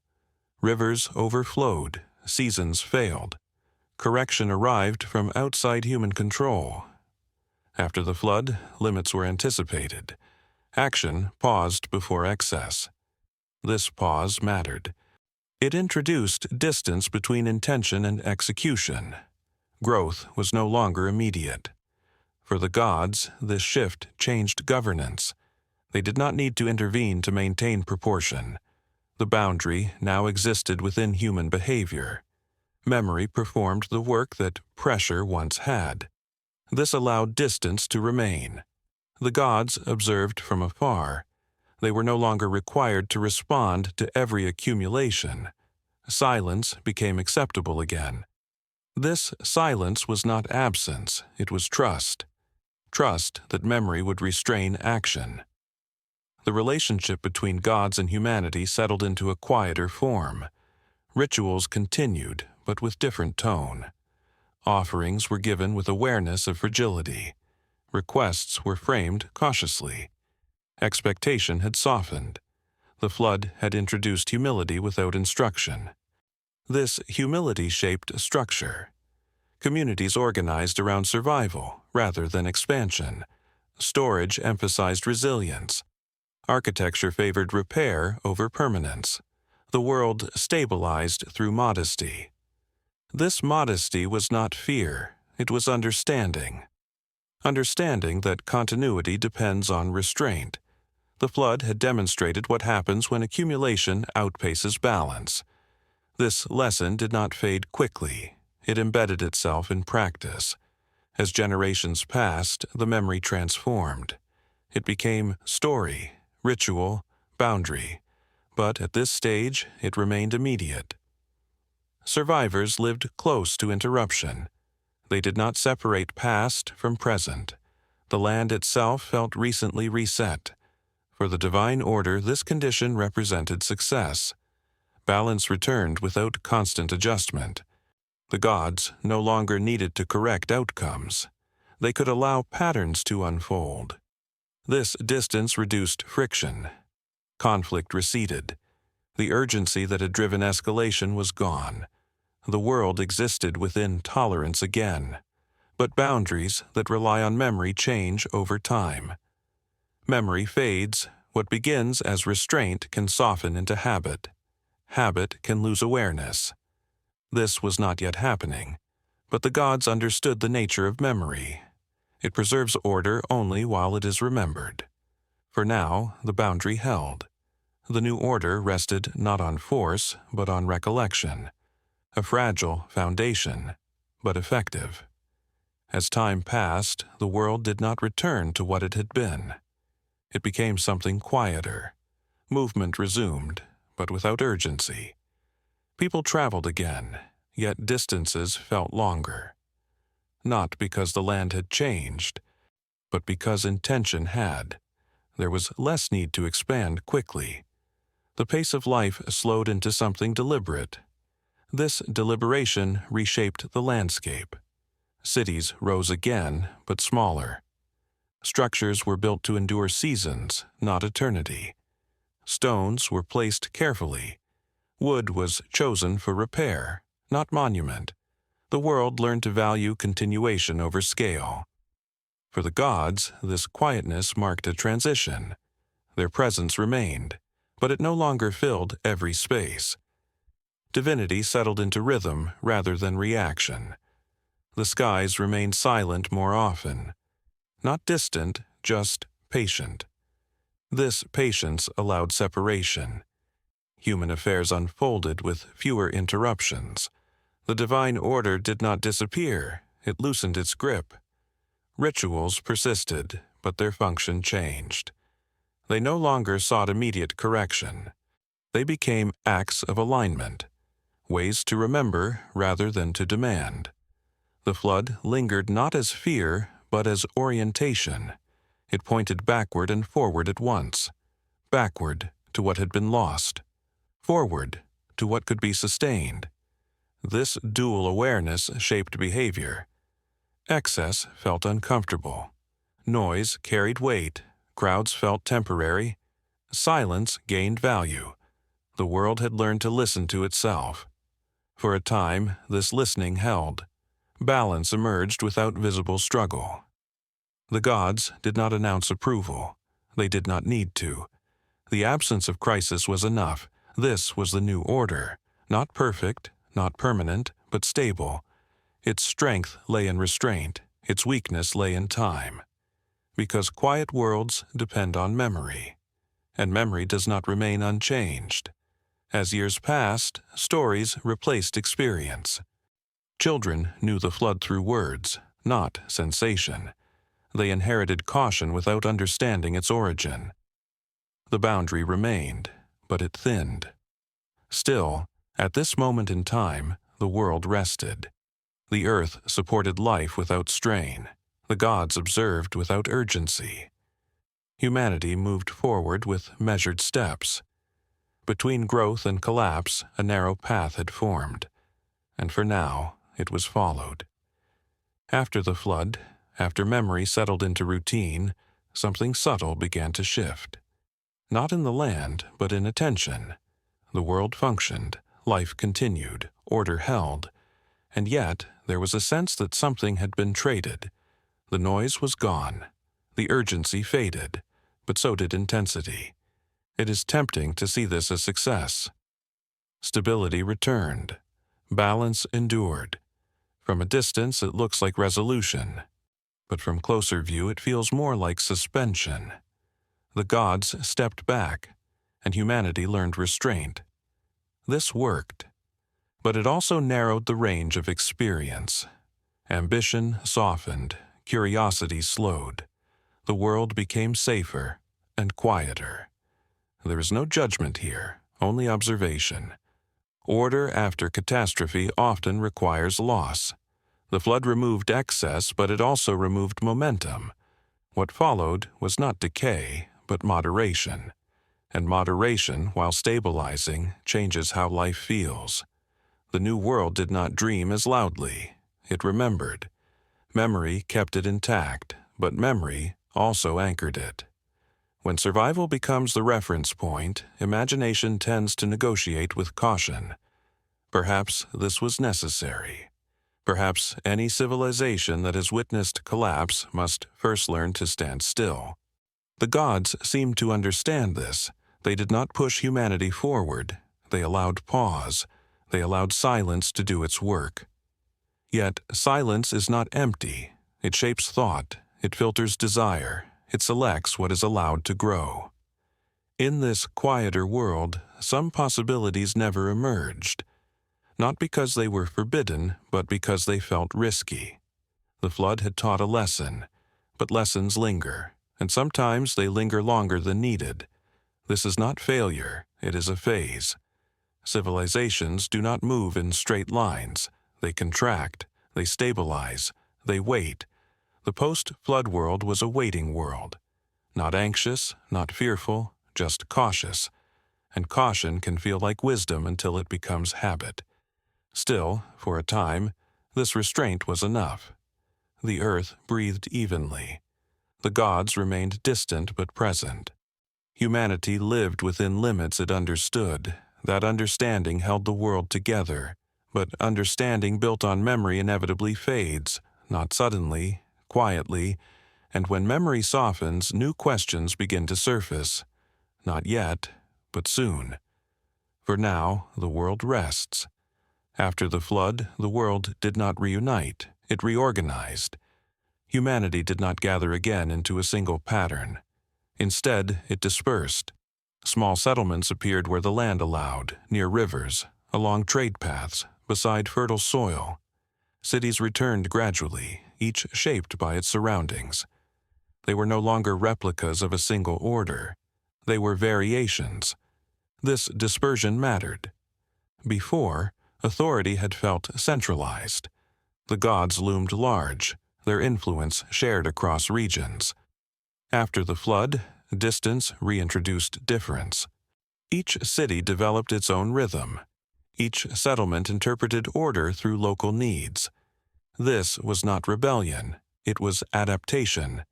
As cities stabilized, they sought orientation. Not guidance for survival, that had been learned. They sought meaning. They asked, "Who watches over us here?"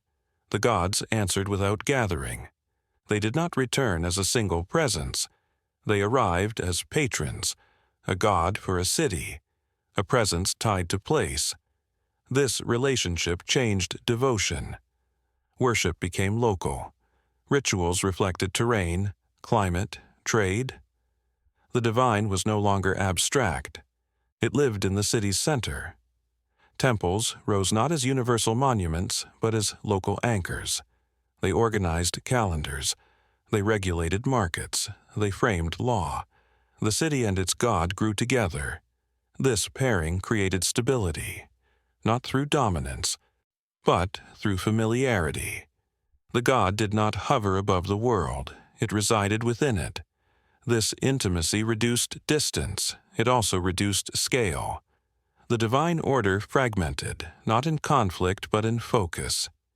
Each city experienced the gods through proximity. This proximity fostered loyalty. Identity formed around place.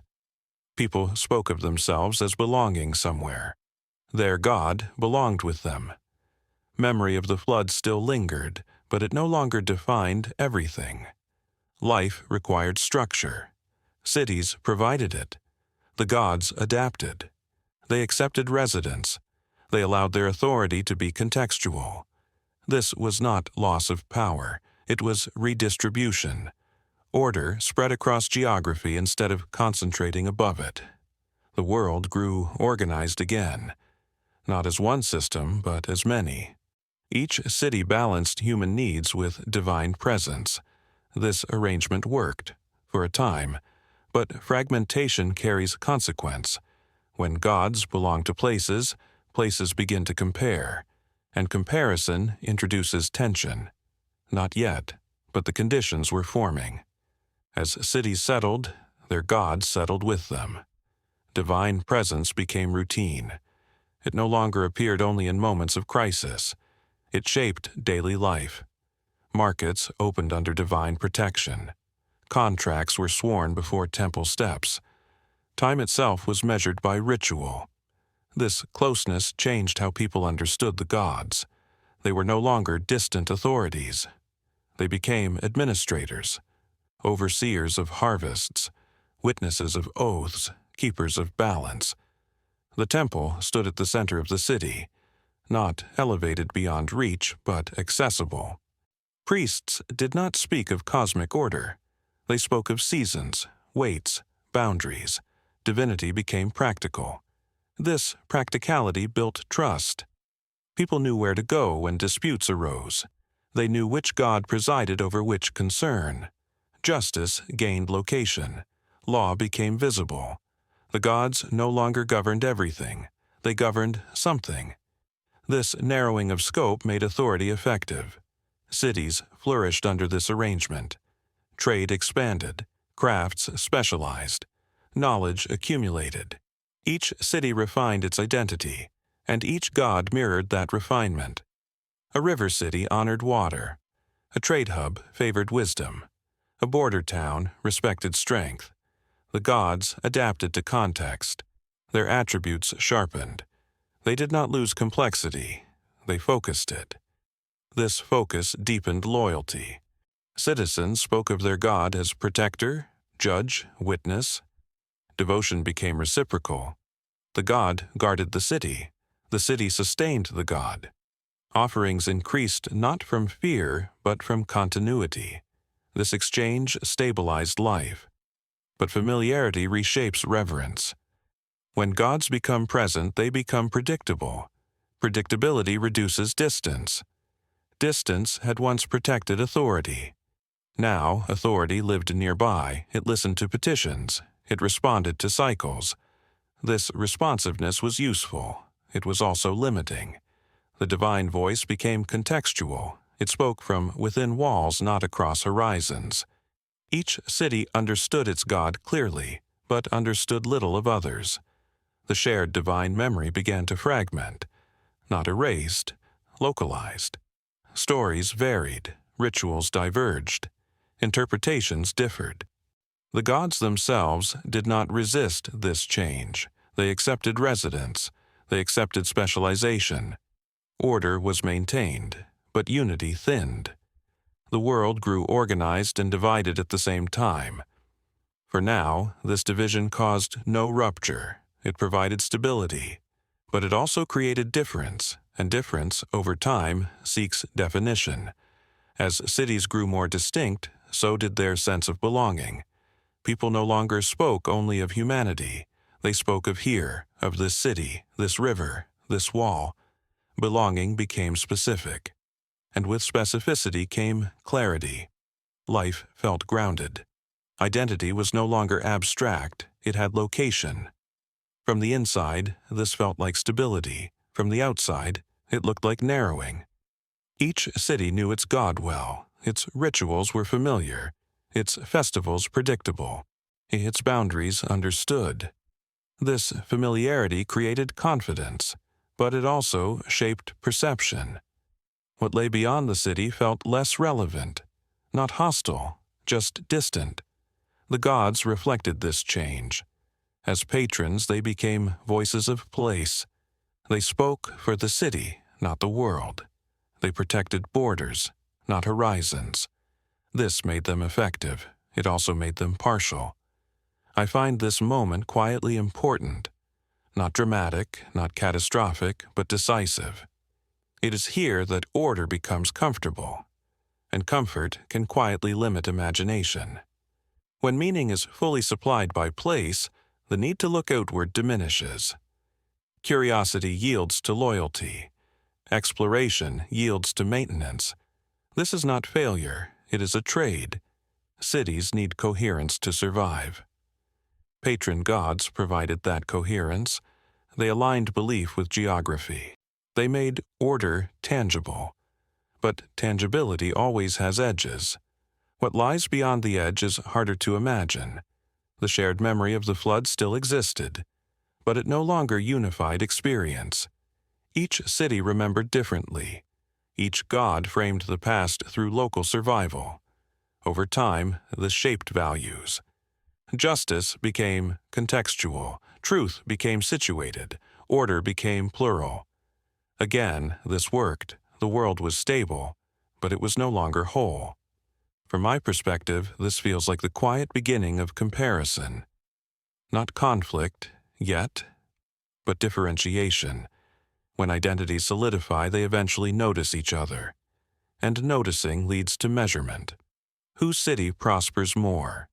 Whose god protects better? Whose rituals are correct? These questions are not aggressive.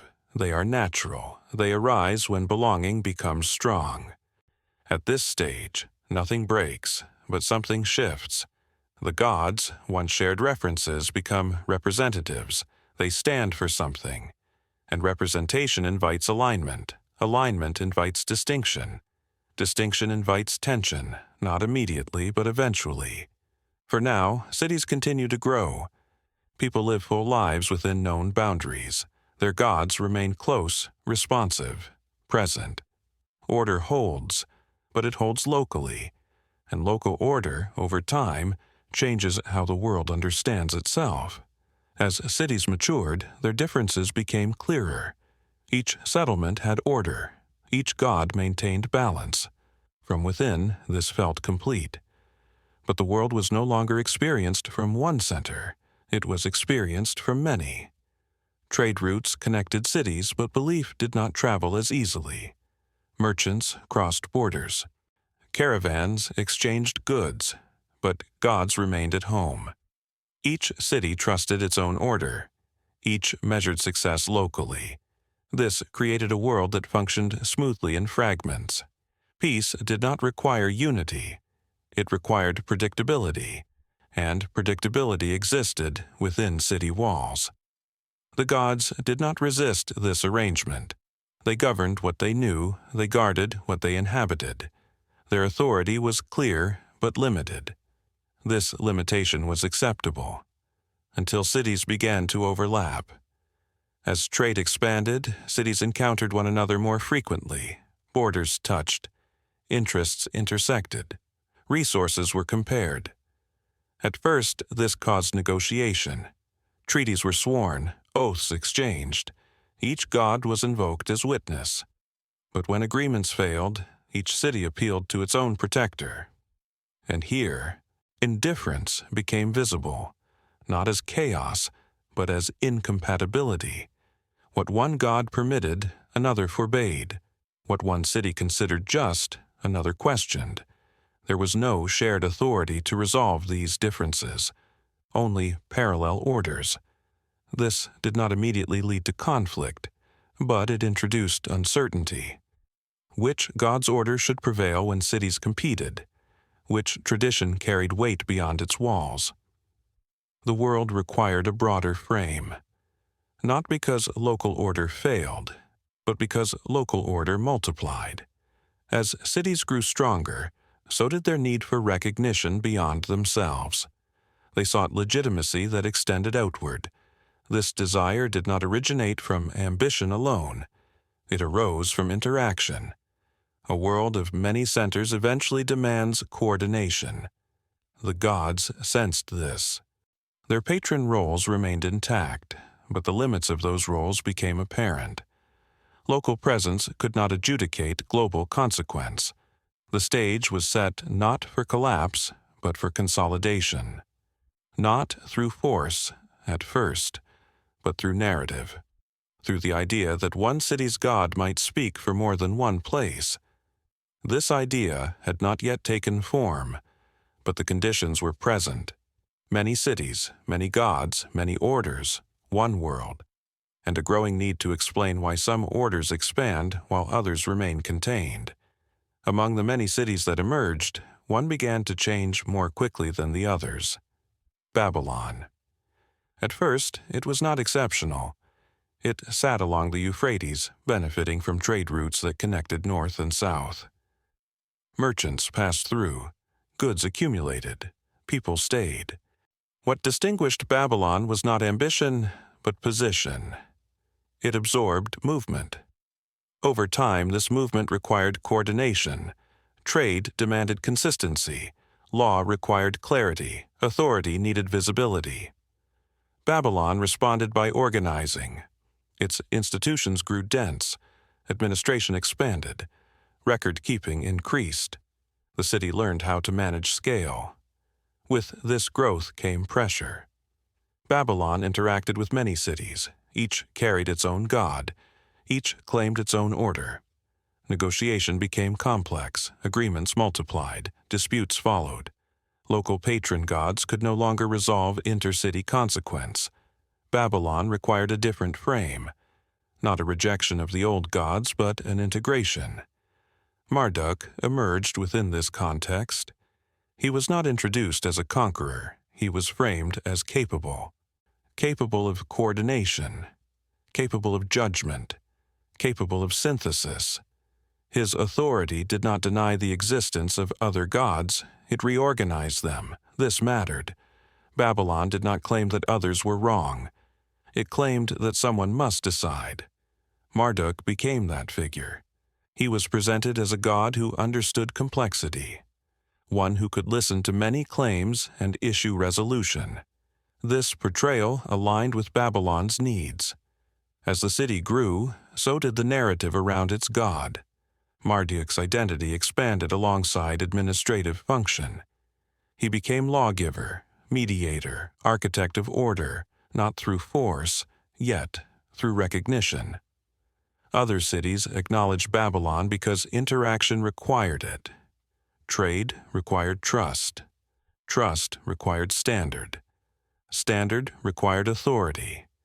Marduk represented that authority. This did not erase local devotion. Cities kept their gods, but they began to accept a hierarchy, not imposed, but negotiated. Babylon's rise was gradual. Its god's elevation mirrored that pace. What formed was not domination, but centralization, a single reference point in a world of many. This was not inevitable, but it was practical, and practicality often shapes belief. As Babylon continued to grow, the idea that one god could speak for order itself became easier to accept. Not because others disappeared, but because coordination demanded it. The stage was prepared. Marduk had not yet acted, but the conditions for his ascent were firmly in place. As Babylon's influence expanded, the question was no longer which city mattered most. It was how order would be explained. The older divine arrangement had functioned well when cities were separate. Each god ruled a place. Each place followed its own rhythm. But interaction altered this balance. Disputes crossed borders. Agreements required enforcement beyond local custom. The world needed a shared reference. Babylon did not erase the old gods, it reframed them. Marduk's rise did not deny Anu's authority, Enlil's power, or Enki's wisdom. Instead, it gathered them. Narratives began to present Marduk as inheritor rather than usurper. He listened where others commanded. He coordinated where others governed. This distinction mattered. Authority shifted from presence to structure. Marduk was described as capable of holding multiple domains at once. Not because he replaced them, but because he organized them. This organization appeared in story, ritual, and law. Myth adjusted to reflect reality. As Babylon administered trade, law, and diplomacy, its god came to symbolize administrative coherence. The divine hierarchy mirrored political need. This was not deception, it was alignment. The gods became legible in a changing world. Local patrons retained relevance. They still protected fields, markets, families. But larger questions, conflict between cities, distribution of power, legitimacy of rule, were increasingly associated with Marduk. This created a layered order.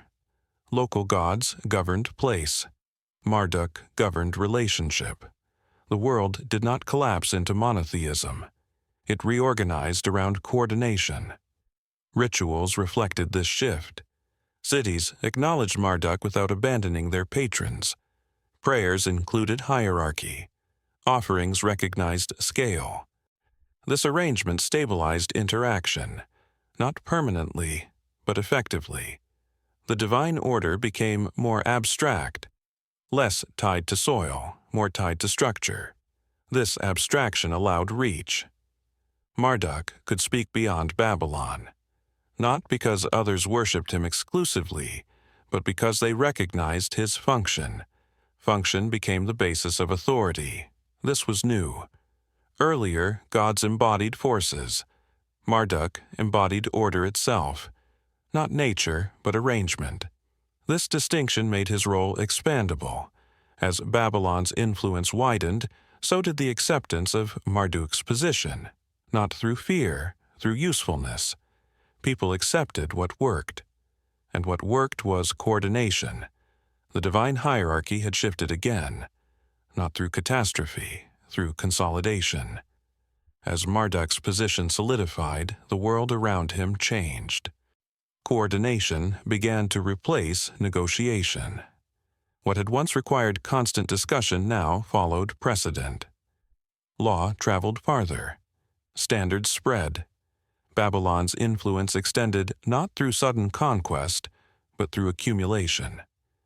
Trade routes aligned with Babylonian measures. Contracts referenced Babylonian law. Calendars synchronized. This expansion altered scale. Cities did not lose identity, but they entered larger frameworks.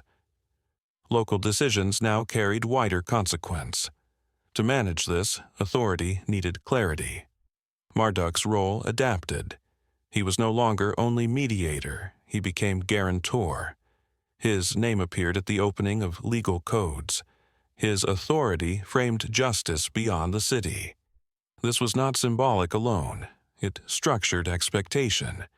Rulers invoked Marduk to legitimize decisions that reached beyond their borders. Victory, construction, taxation, all gained coherence when tied to a higher reference. This reference did not eliminate local gods. They remained present. But they operated within hierarchy. Their authority was acknowledged within limits. The world learned to think in layers: village, city, region, and above them, order. This layered thinking made empire possible, not as domination but as management. An empire is not defined only by territory. It is defined by coordination across difference. Babylon learned how to do this, and Marduk's narrative learned with it. Myths emphasized his capacity to hold complexity. Stories described him as judge of judges, arbiter of conflict, architect of balance.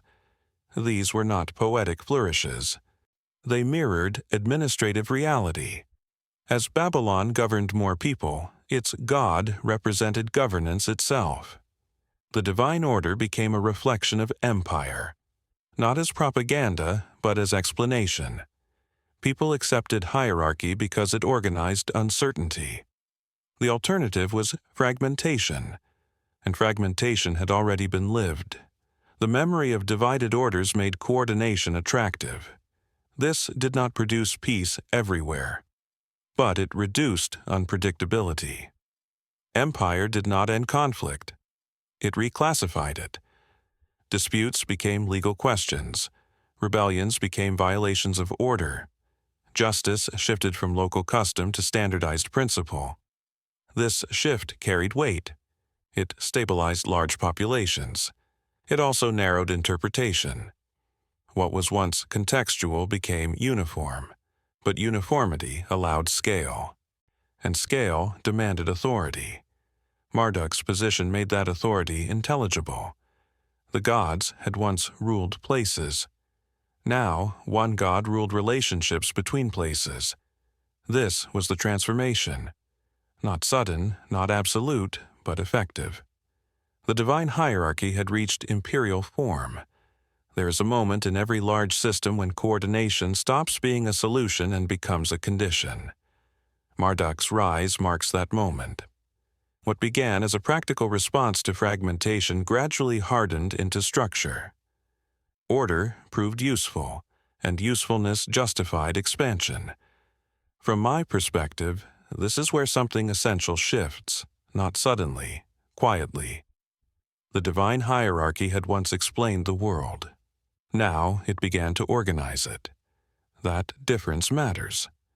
When order exists to resolve uncertainty, it remains flexible. But when order becomes the reference itself, flexibility narrows. Marduk did not seize power through force. He accumulated it through necessity. And necessity, once satisfied, rarely relinquishes authority. Empire did not emerge because people desired domination. It emerged because coordination worked. And when something works at scale, it becomes difficult to question. What is lost is not freedom immediately, it is perspective. Local variation still exists, but it must now justify itself against a central frame. Difference becomes deviation. Deviation requires explanation. This is not villainy, it is logic. The gods once reflected forces: sky, wind, water, wisdom. Marduk reflected arrangement. And arrangement, once accepted, tends to perpetuate itself. I don't see this as betrayal of earlier divine orders. I see it as transformation. The same pattern repeats across human history. Small systems tolerate difference. Large systems require alignment. Alignment simplifies communication. It also simplifies meaning. Under empire, stories change. Myths become histories. Rituals become law. Law becomes precedent. The divine voice grows quieter but more absolute. It no longer needs to appear often. Its structure speaks for it. This is efficient. It is also constraining. Not because it oppresses immediately, but because it reduces imagination. When order explains itself as inevitable, alternatives feel unrealistic. Marduk's empire did not end the gods, it reframed them. And in doing so, it reframed how the world understood authority. From this point forward, divine power and political power became difficult to separate. Not inseparable, but intertwined. This intertwining would shape everything that followed. The gods would persist, but memory of earlier plurality would fade. What remained was structure. And structure, once established, outlives belief. Long after the cities changed, long after the empires shifted, the gods did not disappear. They receded. The Anunnaki did not vanish from the world in a single moment. They faded from immediacy. What remained was not worship, but structure. The way authority was imagined, the way order was justified, the way power explained itself. These patterns endured. Even as names changed, the logic persisted. Heaven still sanctioned earth. Law still claimed cosmic backing. Hierarchy still appeared natural. This was the legacy. Not temples, but assumptions. The Anunnaki had once explained why the world was arranged as it was. Over time, that explanation no longer required gods, it required tradition. What had been divine became cultural. What had been ritual became institution. Kings no longer claimed direct conversation with gods. They claimed continuity. They ruled because others had ruled before them. This shift was quiet. There was no rebellion against the gods. There was no rejection, only distance. As societies grew more complex, they relied less on presence and more on memory. Memory transformed belief into reference. Stories replaced rituals. Texts replaced temples.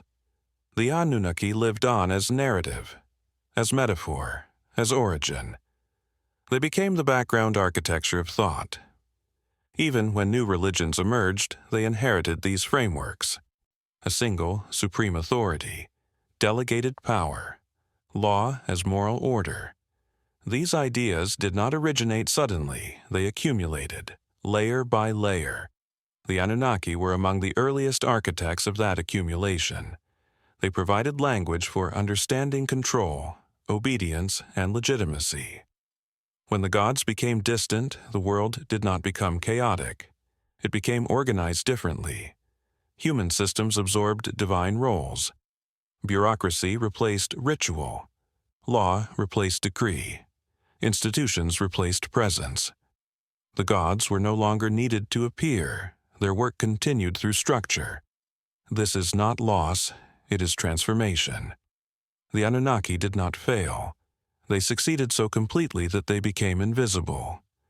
Their greatest legacy was not belief, it was permanence, a way of thinking about order that outlived faith itself.